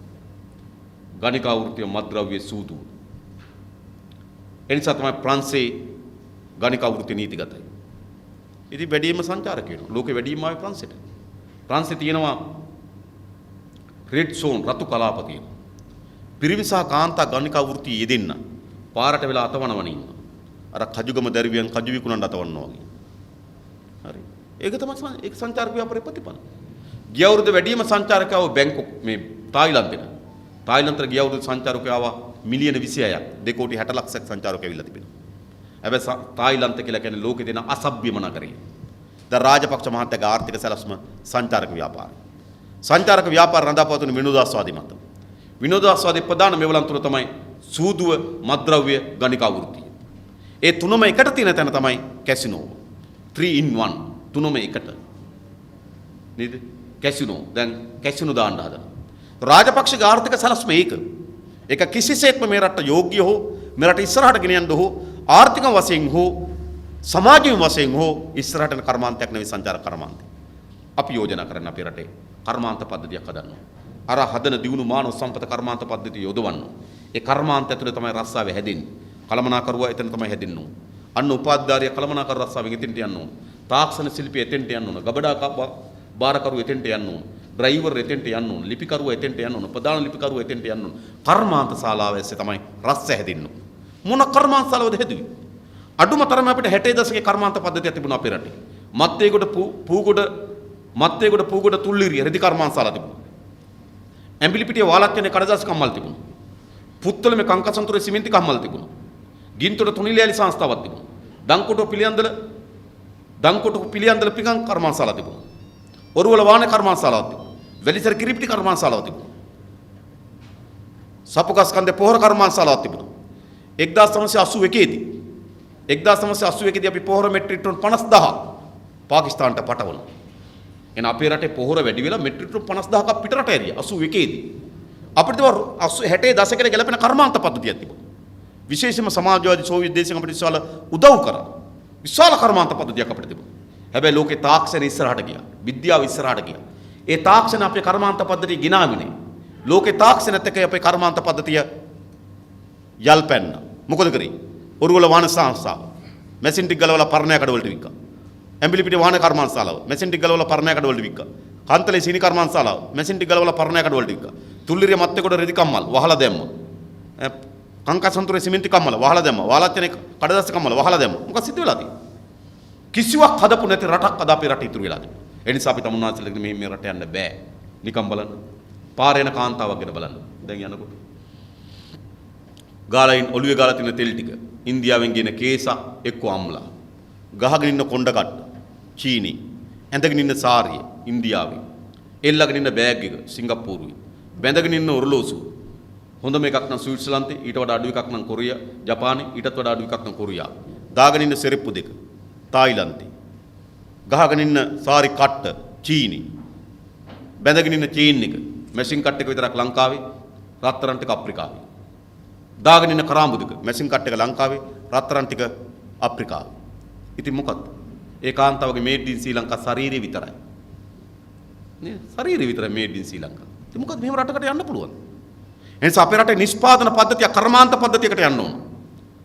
මේ උතුරු පළාත කේන්ද්‍ර කරගත්තු සම්පත් හරියට සැලසුම් කරපු කර්මාන්ත පද්ධතියක් හදන්න ඕන. අපිට ඉන්දියාව අපි මේ පැත්තෙන් ප්‍රයෝජන ගන්නවා. ඉන්දියාවගේ ලොකු වෙළඳපොළ කෝටි 130ක් ඉන්න. කෝටි 130ක් ඉන්න. දවසකට ඉන්දියාවේ වෙළඳපොළට එනවා මිලියන 30ක්. මිලියන 35ක්. දවසකට වෙළඳපොළත් එක්ක සම්බන්ධ වෙන මහා දෙවන්ත වෙළඳපොළ. අපි මොනවද යවන්නේ? අප මොනවද යවන්නේ? වල්ලපට්ටා. කිඹුල් හූණු. මොකද්ද මේ? ඒ වෙළඳපොළවල් ගැන අපි සමීක්ෂණයක් කරන්න ඕන. මොනවද ඒවට අපිට යවන්න පුළුවන්? ලොකු වෙළඳපොළ කීපයක් තියෙනවා ආසියාවේ. ඒ වෙළඳපොළවල් ඉලක්ක කරගෙන නිෂ්පාදන දෙක තුනක් හරි තෝරලා අපි රටක් හදන්න ඕනේ. මොනවද මේ පම්පෝරක ලැජ්ජා වෙන්න ඕනේ මේ රායකේ. හරි ග්‍රාම්‍ය මෙලෝදයක් නැති අරෙන් බෙලිවල ඉල්ලගෙන මෙහින් බෙලිවල ඉල්ලගෙන ඉන්න මහා ග්‍රාම්‍ය නායක කණ්ඩායමක් ඉන්නවා. නූල් නේද? මේවා පුරවලා එක එක වර්ගයේ පාට නූල් වලින් පුරවලා බෙල්ල පුරවලා සුර පොදියක් මේ මහින්ද මහත්තයා මම දැකලා තියෙන මේ සුර තියෙන පොදියක් ග්‍රෑම් 500ක් විතර ඇති මෙතන. මොන නායකයෝද? අරෙන් සුර කෑලි එල්ලගෙන නේ මොකද්ද මේ? මෙහින් පටි කෑලි එල්ලගෙන හරිද? මේ නායකයෝද? ලැජ්ජ වෙන්න ඕන. ලෝකේ තාක්ෂණ විද්‍යාව ඇති විතිමින දිනුකම් මේ රටට ගේන්න ඕනේ නැද්ද? එහෙම මේ රටක් හදන්න ඕනද අපි ආ. දැන් මේ අයට ඒව කරන්න බෑ මතක තබා ගන්න. ඒ නිසා අපි හදන කර්මාන්ත පද්ධතිය. ඒකේ තමයි දෙමළ තරුණට රස්සාව ඇදින්නේ. ඒක අස්සම තමයි සිංහල කෙනත් වැඩ කරන්නේ. ඒක අස්සම තමයි මුස්ලිම් කෙනත් ඇදින්නේ. ඒ කර්මාන්ත ශාලාවේ සිංහල දෙමළ මුස්ලිම් අපි කවුරු? ඒ කර්මාන්ත ශාලාවේ පොදි බඳනවා මොකටද? නිෂ්පාදනය වැඩි කරන්න. ඒ කර්මාන්ත ශාලාවේ නේද? හැම කෙනාම එකට සහෝදරත්වයෙන් වැඩ කරනවා. ඒතකොට තමයි ජාතික සමගිය හැදෙන්නේ. නිකන් ජාතික සමගිය හදන්න බෑ නේද? දෙමළෙන් කතා කරාට ජාතික සමගිය හදන්න බෑ. එයා හිතනවා දෙමළෙන් කතා කරපුවම හරි කියලා. නෑ සිංහල දෙමළ මුස්ලිම් කොහොමද ගැටෙන්නේ? ක්‍රීඩාව ඇතුළේ ගැටෙන්න ඕන, කර්මාන්තශාලාව ඇතුළේ ගැටෙන්න ඕන, සංස්කෘති වල ගැටෙන්න ඕන නේද? එකට සංගීත ප්‍රසංගයක් තියෙන්න ඕන, එක කම්පැනි එකට වැඩ කරන්න ඕන. එතකොට සහෝදරත්වය ඇදෙනවා. සිංහල කෙනාට දෙමළ පුළුවන් වෙනවා, දෙමළ කෙනාට සිංහල පුළුවන් වෙනවා. සහෝදරත්වයකට රට සමගිය ඇදෙනවා. සමගිය ගොඩනගන්න පුළුවන්කම තිබෙන ආර්ථිකය හරහා. එහෙම නේ ආර්ථිකේ ප්‍රධාන එක සංස්කෘතික පෙරමුණක් තියෙනවා විශාල වශයෙන්. හැබැයි ඒ වගේම ආර්ථිකේ ප්‍රධාන පෙරමුණක් බවට පත් කරගන්නවා අපි ජාතික සමගිය හදන්න. එවැනි රටක් අපි හදන්න. එතකොට කර්මාන්ත පද්ධතියක් ඇතිවෙනවා. ඒ කර්මාන්ත පද්ධතිය විශාල නිෂ්පාදනයක් වෙනවා. ඒ නිෂ්පාදනය මොකද වෙන්න ඕන? සාධාරණ බෙදන්න ඕන. අද මොකද වෙලා තියෙන්නේ නිෂ්පාදනෙට? අද රටේ ජාතික ධනය මොකද්ද වෙන්නේ? සාධාරණ බෙදන්නේ නැහැ. ඊට කුඩා පිරිසක් පොදි බෙද ගන්නවා. ලංකාවේ ජාතික ධනය එකතු කරගන්න ජාතික ධනය 54ක් භුක්ති විඳිනවා උඩම ඉන්න 120. අපේ රටේ පවුල් 120ක් රටේ ජාතික ධනයෙන් 54ක් ගන්නවා. 54ක් 20ක් කියන කුඩා කණ්ඩායමක් පොදි බැඳ ගන්නවා. ඒකේ සිංහල අයත් ඉන්නවා, දෙමළ අයත් ඉන්නවා, මුස්ලිම් අයත් ඉන්නවා. ඒ වගේම 15 මින 120 15% හම්බෙන්නේ 3.8යි. සාධාරණ. ඉහළ මින පවුල් 120 රටේ ජාතික ධනයෙන් 54ක් භුක්ති විඳිනකොට 15% හම්බෙන්නේ රටේ ජාතික ධනයෙන් 3.8යි. අතිශය අසාධාරණයි. මේ ආර්ථික බෙදිලා ඉන්නේ. පහළ සිංහල දෙමළ මුස්ලිම් අපි ඉන්නවා. උඩ සිංහල දෙමළ මුස්ලිම් අය ඉන්නවා. ඒක ඇත්ත කතාව. ආණ්ඩුවේ වාර්තාවල කියනවා ජනගහනයෙන් 42ක ආදායම. ජනගහනයෙන් 42ක ආදායම. ඩොලර් 2කට අඩුයි. දෛනික ආදායම. ජනගහනයෙන් 42ක දවසක ආදායම ඩොලර් 2කට අඩුයි. ඒ කියන්නේ රුපියල් 260ට අඩුයි. 260ක් කියන්නේ මිරිස් 100යි පාන් ගෙඩියයි පොල් ගෙඩියයි. ඔච්චර 260යි. ජනගහනයෙන් 42ක ආදායම දවසකට ඩොලර් 2කට අඩුයි. 2කට අඩුයි. රුපියල් 260ට අඩුයි. මොකද මේ රට? එයාගේ ජීවිත කොහොමද ගත වෙන්නේ? සාධාරණද මේ? දැන් මේ ආර්ථිකේ සාධාරණත්වයක් හදන්න ඕන. ආර්ථිකේ සාධාරණත්වයක් හදන්න නැතුව නීතිය සාධාරණත්වයක් හදන්න බෑ. සාමාන්‍ය ගමේ කෙනෙක් යනකොට පොලිසියට උවයිසි මහත්තයා කකුල දෙපාරක් පොළවේ ගහලා මොකෝ ආවේ කියලා අහනවා. ආපු එකත් අමතක වෙනවා. මුදලාලි කෙනෙක් යනකොට උවයිසි මහත්තයා නැගිටලා පුටුව දෙනවා. මුදලාලි තමයි කියන්නේ උවයිසි මහත්තයාත් වාඩි වෙන්නකෝ කියලා. මම වාඩි වෙන්නත් අමතක වෙලා. ඇයි? නීතිය ඉටු වෙන්නේ තමන්ගේ ධනවත්කම මත. එහෙම නෙවෙයිද? වවුනියා විහිරගෙදර ගාවට ගිහලා බලන් ඉන්නකෝ. ලොකු ප්‍රාඩෝ ජීප් වලින් ඇවිල්ලා එන බේන්ස් කාර් වලින් ඇවිල්ලා හිරකරුව බලන් දෙනවද? මට කියන්න. නෑ. මේ මල්ලි කෑම එක දාගෙන සරම දාගෙන අපේ අම්මලා අක්කලා ත්‍රිවිල් එකේ මොටර් සයිකලේ බස් එකේ ඇවිල්ලා හිරකරුව බලන්න යනවා. ඇයි? අපේ පන්තිය විතරද හොරකම් කරන්නේ? නේ ඒගොල්ලෝ. ලංකාවේ ප්‍රධානම කුඩු බිස්නස් කරන්නේ ඒගොල්ලෝ. ලංකාවේ ප්‍රධාන එතනෝල් බිස්නස් කරන්නේ ඒගොල්ලෝ. ඒගොල්ලෝ හිර යන්නේ. ලංකාවේ ප්‍රධාන ගණිකා මඩම් තියන් යන්නේ ඒගොල්ලෝ. ඒගොල්ලෝ හිර යන්නේ. ලංකාවේ ප්‍රධාන සූදු ව්‍යාපාර කරන්නේ ඒගොල්ලෝ. ඒගොල්ලෝ හිර යන්නේ නැහැ. මොකද්ද මේ? නීතිය සාධාරණ නැහැ. නීතිය සාධාරණත්වයක් ඇති වෙන්න මොකද වෙන්න ඕන? ආර්ථිකේ සාධාරණත්වයක් තියෙන්න ඕන. ආර්ථිකේ සාධාරණත්වයක් හැදෙන්න නැතුව නීතිය සාධාරණයක් හැදෙන්නේ නැහැ. ආර්ථිකේ සාධාරණත්වයක් අපි හදනවා. ඒකෙන් තමයි අපි සාධාරණ සමාජයක් හදන්නේ. ඒතකොට නීතිය සාධාරණත්වයක් තියෙනවා. ඒ වගේම අධ්‍යාපන සාධාරණත්වයක් තියෙනවා. අද මොකද්ද අධ්‍යාපන සාධාරණත්වය? මොකද්ද අධ්‍යාපන සාධාරණත්වය? අපේ ගම්වල දුවදරුවන්ගේ අධ්‍යාපනයයි ඒගොල්ලන්ගේ දරුවන්ගේ අධ්‍යාපනයයි බලන්නකො. ඒගොල්ලන්ගේ දරුවෝ ඔක්කොම එක්ක එංගලන්තේ එක්ක ඕස්ට්‍රේලියාවේ එක්ක නවසීලන්තේ එක්ක ඉන්දියාවේ. ඩග්ලස් නම් දරුවෝ නැහැ. අඩේකලනාදගේ දරුවෝ එහෙනි. සම්බන්ධගේ දරුවෝත් එහෙනි. මහින්දගේ දරුවෝත් ඉගෙන ගත්තේ එහෙනි. හකීම්ගේ දරුවෝ ඉගෙන ගන්නෙත් එහෙනි. ඒකට සිංහල මුස්ලිම් සිංහල දෙමළ මුස්ලිම් ભેදයක් නැහැනේ. ඒ උඩ කට්ටියගේ දරුවෝ යවන පිට රට ඉගෙන ගන්න. ආපහු ලංකාවට ගෙනවා ඡන්ද වලට දානවා. නේද? ලක්ෂ්මන් යාපගේ පුතා ඉගෙන ගත්ත ඕස්ට්‍රේලියාවේ ලංකාවට ගෙනාව ඡන්දෙට දැම්ම മന്ത്രി කරා. මහින්ද විජේසේකරේ පුතා ඉගෙන ගත්තා එංගලන්තේ ලංකාවට ගෙනාව ඡන්දෙට දැම්ම മന്ത്രി කරා. ජනක බණ්ඩාරගේ පුතා හිටියේ ඉන්දියාවේ ලංකාවට ගෙනාව ඡන්දෙට දැම්ම മന്ത്രി කරා. ජයරත්න හේරගේ පුතා හිටියේ ඇමරිකාවේ ලංකාවට ගෙනාව ඡන්දෙට දැම්ම മന്ത്രി කරා. මර්වින්ගේ පුතා දැන් හිටියේ ඕස්ට්‍රේලියාව ඔන්න ලංකාවට ගෙනලා ඡන්දෙට දාන්න හදනවා. එස්.පී.ගේ පුතා හිටියේ ඕස්ට්‍රේලියාව ලංකාවට ගෙනලා ඡන්දෙට දානවා. වෙල්ගම්ගේ පුතා පළවෙනි පෝස්ට් එක ගහනකොටත් හිටියේ එංගලන්තේ ලංකාවට ගෙනාව ඡන්දෙට දැම්මා. දකුණු පළාතේ මහහැමති එජ්.ජී. සිරිසේනගේ පුතා මනෝජ් සිරිසේන හිටියේ එංගලන්තේ ලංකාවට ගෙනාව ඡන්දෙට දැම්මා. ඉතින් මොකද මේ වෙලා තියෙන්නේ? පීසේනගම්ගේ පුතා එංගලන්තයට ඇරියා ලංකාවට ගෙනාව ඡන්දෙට දැම්මා. චමල්ගේ පුතා සසේන්ද්‍ර රාජපක්ෂ ඉන්දියාවට ඇරියා ලංකාවට ගෙනාව ඡන්දෙට දැම්මා. නාමල් රාජපක්ෂ එංගලන්තයට ඇරියා නීති විභාගය කරන්න ලංකාවට ගෙනාව ඡන්දෙට දැම්මා. දැන් മന്ത്രി නෙමෙයි උපජනාධිපති වගේ ඉන්නේ. මොකද මේ වෙලා තියෙන්නේ? අපිට කියන මොකද්ද මේ උතුරෙත් එහෙමයි මෙහෙත් එහෙමයි නේද? ඒගොල්ලෝ එක්කමයි. එන්නේ ඒගොල්ලන්ගේ දරුවන්ට අධ්‍යාපනය. අපේ දරුවන්ට නැහැනේ. ඉතින් අධ්‍යාපනයේ සාධාරණත්වයක් හැදෙන්න. අපි කියන අපේ දරුවන්ට ඕස්ට්‍රේලියාව එංගලන්තේ නෙවෙයි. අඩුම තරමේ අපේ දරුවන්ට ගමේ ඉස්කෝලේ හොතර හැදෙන්න ඕනේ නැද්ද? ඒතර තමයි අධ්‍යාපන සාධාරණ සමාජයක් හදන්න ඕනේ. නීතිය සාධාරණත්වය, අධ්‍යාපන සාධාරණත්වය, සෞඛ්‍ය සාධාරණත්වය කොහොමද නැද්ද? මොකද්ද අද සෞඛ්‍ය සිද්ධ වෙලා තියෙන්නේ? ඒගොල්ලෝ බෙහෙත් ගන්නේ කොහෙන්ද? ජයලජ් ජයවර්ධන මැරුණේ කොහෙද? සිංගප්පූරු එලිසබෙත් රෝවලේ. මැරිච්ච හින්දා දැනගත්ත සිංගප්පූරුවෙන් බෙහෙත් තරම් තියෙන කියලා. නැත්තම් දන්නේ. දුම්දිසිල බෙහෙත් ගත්තේ කොහෙද? සිංගප්පූරු එලිසබෙත් රෝවලේ. අගමැති බෙහෙත් ගත්තේ කොහෙද? සිංගප්පූරු එලිසබෙත් රෝවලේ. විදුරු වික්‍රමනායක බයිපාස් එක කරේ කොහෙද? සිංගප්පූරු එලිසබෙත් රෝවලේ. මේ ළඟදී මම ඕස්ට්‍රේලියාව වෙනකොට මට ජොන්ස්ටන් පනාන්දු හමුණා එයාපෝට් එකේ. බිරිඳත් එක්ක. මම ඔය කොහෙද යන්නේ කියලා. සිංගප්පූරු. ඇයි කිව්වා? නෝනාට ඉන්ජෙක්ෂන් එකක් ගහගන්න කිව්වා. නැත්ත කතා කියන්නේ. ඒගොල්ලෝ බෙහෙත් ගන්නේ සම්බන්ධයෙන් බෙහෙත් ගන්න යන්නේ තීට. ඩග්ලස් මේ අඩේකලනාද මේ ඉස්පිරිතාලේ බෙහෙත් ගන්න දැකලා තියෙනවා. මට කියන්න. නේ ඒගොල්ලෝ බෙහෙත් ගන්න යන්නේ ඉන්දියාවට. ඒගොල්ලන්ට විතර සෞඛ්‍ය ඒගොල්ලන්ගේ ජීවිත අපේ ජීවිතවල මොකද වෙලා තියෙන්නේ? අපිට මොකද වෙලා තියෙන්නේ? බෙහෙත් පෙත්ත නැති ඉස්පිරිතාලේ, දොස්තර මහත්තයා නැති ඉස්පිරිතාලේ, පාසුකම් ටික නැති ඉස්පිරිතාලේ. නේද? ඉතින් මේ සාධාරණ නැහැ. සාධාරණ මේ අතිශය අසාධාරණ සමාජයක් මේ. සෞඛ්‍ය සේවය සාධාරණ නැහැ, නීතිය සාධාරණ නැහැ, අධ්‍යාපන සාධාරණ නැහැ, ආර්ථිකය සාධාරණ නැහැ. ඒ නිසා අපි හදනවා සාධාරණ සමාජයක්. ආර්ථිකේ සාධාරණ බෙදන්න ඕන.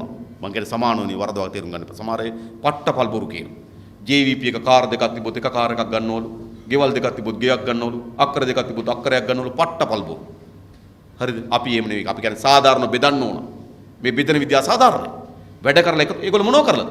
තේවත්තේ දලු කඩලාද? රබර් වත්තේ කිරි කපලාද? ගල් වලේ ගල් කඩලාද? පාරේ තාර දාලාද? බැංකුවේ රස්සාවක් කරලාද? ඉස්කෝලේ රස්සාවක් කරලාද? පොලිසියට බෙදලාද? හමුදාවට බෙදලාද? කිසි වැඩක් කරලා නෙවෙයි ඒගොල්ලෝ. මොකද ඒගොල්ලෝ කරලා තියෙන්නේ? අපි වැඩ කරලා එකතු කරන ජාතික ධන ඒගොල්ලෝ පොදි බැඳ ගන්නවා. මෙන්න මේ සිස්ටම් එක වෙනස් කරන්න ඕනේ නැද්ද? ඒ නිසා මේට වඩා සාධාරණ සමාජයක් හදනවා. 4. 5 නිවහල් මිනිහෙක් හදනවා. හොඳ පෞරුෂයක් තියෙන මිනිස්සෙක් හදනවා. අද පෞරුෂයක් තියෙනවද අපිට? පෞරුෂයක් තියෙනවා.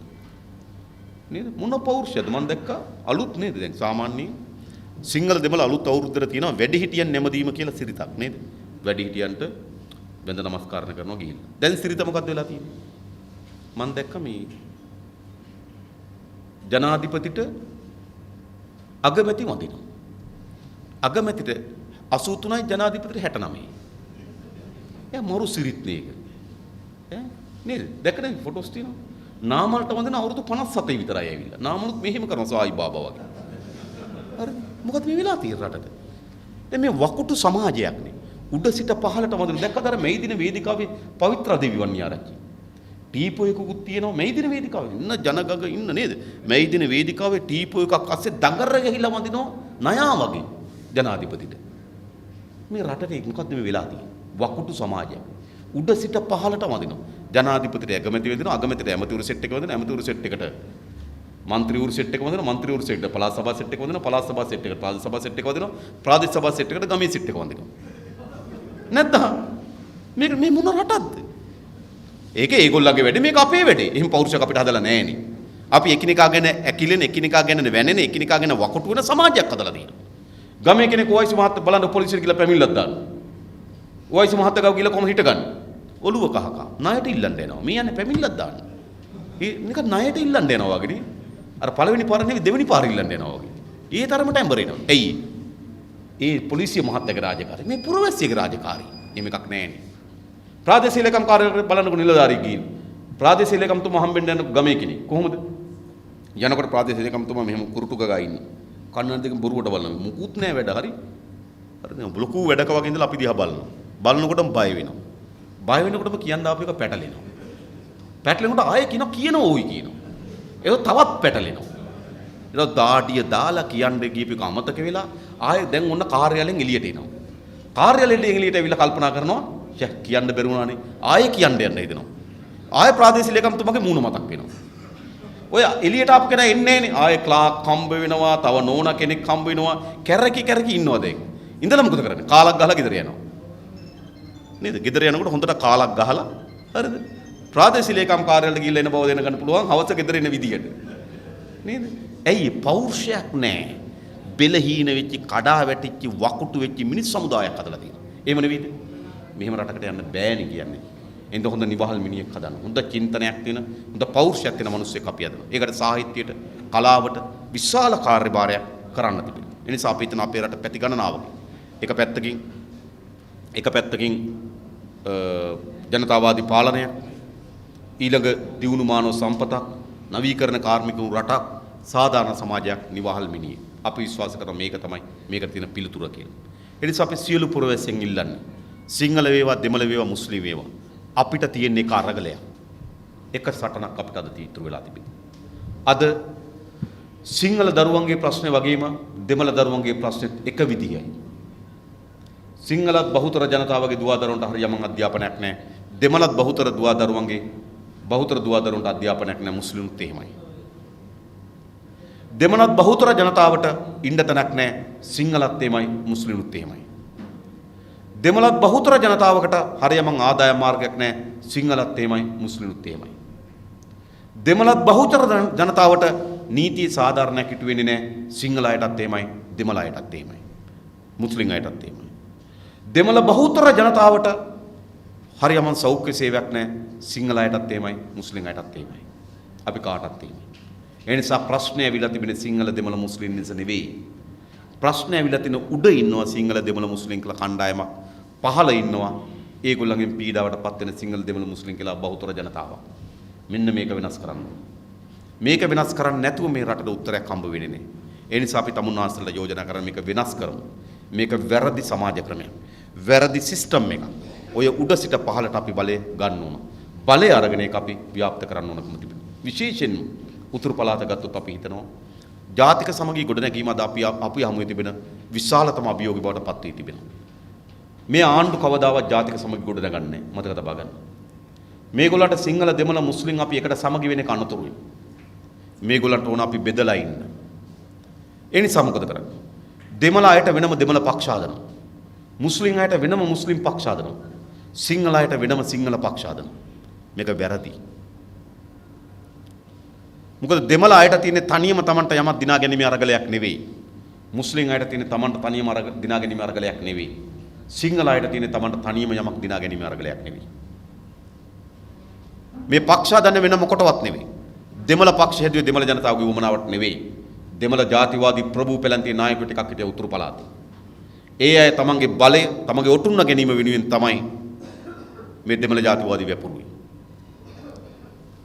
ඒ දෙමළ ජාතිවාදයට ගොදුරු, දෙමළ ජාතිවාදයේ විසුකුරු ගොදුරු බවට පත් වුණේ අන්තිමට කවුද? දෙමළ අහිංසක අම්මා තාත්තගේ දුවදරුවෝ. එහෙම නෙවෙයිද? මට කියන්නේ ප්‍රභූ පෙළන්තියේ කට්ටියගේ දුවදරුවෝ මේකට හවුලුනේත් නේ. ප්‍රභූ පෙළන්තියේ දුවදරුවන්ට කිසිවක් උනේත් නේ. හැබැයි ජාතිවාදී වැපුරු ඒගොල්ලෝ. තමන්ගේ බලය ලබා ගැනීම වෙනුවෙන් වුන් දීර්ඝ කාලයක් තිස්සේ ජාතිවාදී වැපුරුවා. අදත් වපුරමින් ඉන්නවා. අද ජාතිවාදී වපුරන්නේ දෙමළ ජනතාවට යම් කිසි මෙහෙයක් සේවයක් කිරීම වෙනුවෙන් නෙවෙයි. තමන්ට බලය අත්පත් කර ගැනීම වෙනුවෙන් අද දෙමළ ප්‍රභූ පෙළන්තියේ නායකයෝ ජාතිවාදී වපුරමින් ඉන්නවා. මුස්ලිම් නායකයෝත් එහෙමයි. මේ රිසාද් බදුද්දීන්, එහෙම නැත්නම් හකීම්, මේ මුස්ලිම් ජාතිවාදී වපුරන්නේ මොකටද? මුස්ලිම් ජනතාවට සේවය කරන්නේ නැහැ. ජාතිවාදය තමයි යාගේ දේශපාලන පදනම. ඒගොල්ලෝ ජාතිවාදී වපුරනවා. වපුරලා මුස්ලිම් ජනයා සිංහල ජනයා කරේ සැකේ හදනවා. මුස්ලිම් ජනයා දෙමළ ජනයා කරේ සැකේ හදනවා. මේ වවුනියාවේ දෙමළ සහ මුස්ලිම් ජනතාව අතර ගැටුමක් හදන්න රිසාද් බදුද්දීන් මැදිහත් වෙනවා. අපි හොඳට දන්නවා ඒක. ඇයි? තමන්ගේ බලය ගන්න. මුස්ලිම් ජනතාවට සේවය කරන්න නෙවෙයි. මාමගේ කම්පැනි වල කොන්ත්‍රාත් කරන මල්ලිට බේකරි දෙන්න. අපි දන්නවනේ රිසාද් බදුද්දීන්. ඔයගොල්ලෝ හොයලා බලන්න. අර මේකට සිද්ධ වෙලා තියෙනවා. ඒ නිසා ඒගොල්ලෝ ජාතිවාදී වපුරනවා තමන්ගේ බලය වෙනුවෙන්. සිංහල නායකොත් එහෙමයි. ජාතිවාදී වපුරනවා තමන්ගේ බලය වෙනුවෙන්. මහින්ද මහත්තයා කිරිවෙහෙර වඳින්න යනකොට සිංහල අයට හිතනවා හරි බුද්ධ පුත්‍රයෙක් කියලා. කිරිවෙහෙර වඳින්නේ මෙද්දම් පුරන්න නෙවෙයි. අපිව රවට්ටන්න. ශ්‍රී මා බෝධීන් වහන්සේ ගාවට ගිහිල්ලා වැඳ පුදාගෙන එනකොට අපිට හිතෙනවා මේ තරම් සිංහල බෞද්ධ නායකයෙක් ලංකාවේ පහළ වෙලා නැහැ කියලා. ඒ බොරුව කරන්නේ අපිට පෙන්වන්න. නැත්තම් මොකටද කැමරා අරගෙන ඉඳලා ශ්‍රී මා බෝධීන් වහන්සේ හම්බ වෙන්නේ. නැත්තම් මොකද මල් වට්ටි අරගෙන ඉන්න කිරිවේර බලන්න යන්නේ. මේ වෙන මොකවත් නෙවෙයි අපි රවට්ටනවා. සිංහල නායකයොත් එමය, දෙමළ නායකයොත් එමය, මුස්ලිම් නායකයොත් එමය. ඒගොල්ලෝ ආගම තමන්ගේ බලය ලබා ගැනීම සඳහා උපකරණ බවට පත් කරගෙන තිබෙනවා. ඒගොල්ලෝ ජාතිය තමන්ගේ බලය ලබා ගැනීම සඳහා ජාතිවාදය වපුරමින් තිබෙනවා. ඒක තමයි ඇත්ත කතාව. ඒ නිසා අපි මේ ජාතිවාදී සියල්ල ප්‍රතික්ෂේප කරපු. සිංහල දෙමළ මුස්ලිම් ජනතාව අපිට ඔක්කොටම එකට සමගි අරගලයක් තිබෙනවා. අපි එකට එකතු වෙන්න ඕන. අපි එකට එකතු වෙච්ච අරගලයක් අද අපිට තිබෙනවා. ඒ නිසා අපි විශ්වාස කරනවා මේ අරගලයට අපි කවුරුත් එකතු වෙන්න ඕන. උතුරේ වේවා, දකුණේ වේවා, නැගෙනහිර වේවා, මේ හැම පළාතකම පීඩාවට පත්වෙච්ච ජනතාව, පෑගීමට, අයුක්තියට, අසාධාරණයට පත්වෙච්ච ජනතාව අපි ඔක්කොම එකතු වෙමු. එකතු වෙලා මේට වඩා හොඳ රටක් අපි හදමු. ඒ වෙනුවෙන් සියලු දෙනාට එකතු වෙන්න කියලා ආරාධනා කරමින් මම නතර වෙනවා. බොහොම ස්තුතියි සියලු දෙනාට.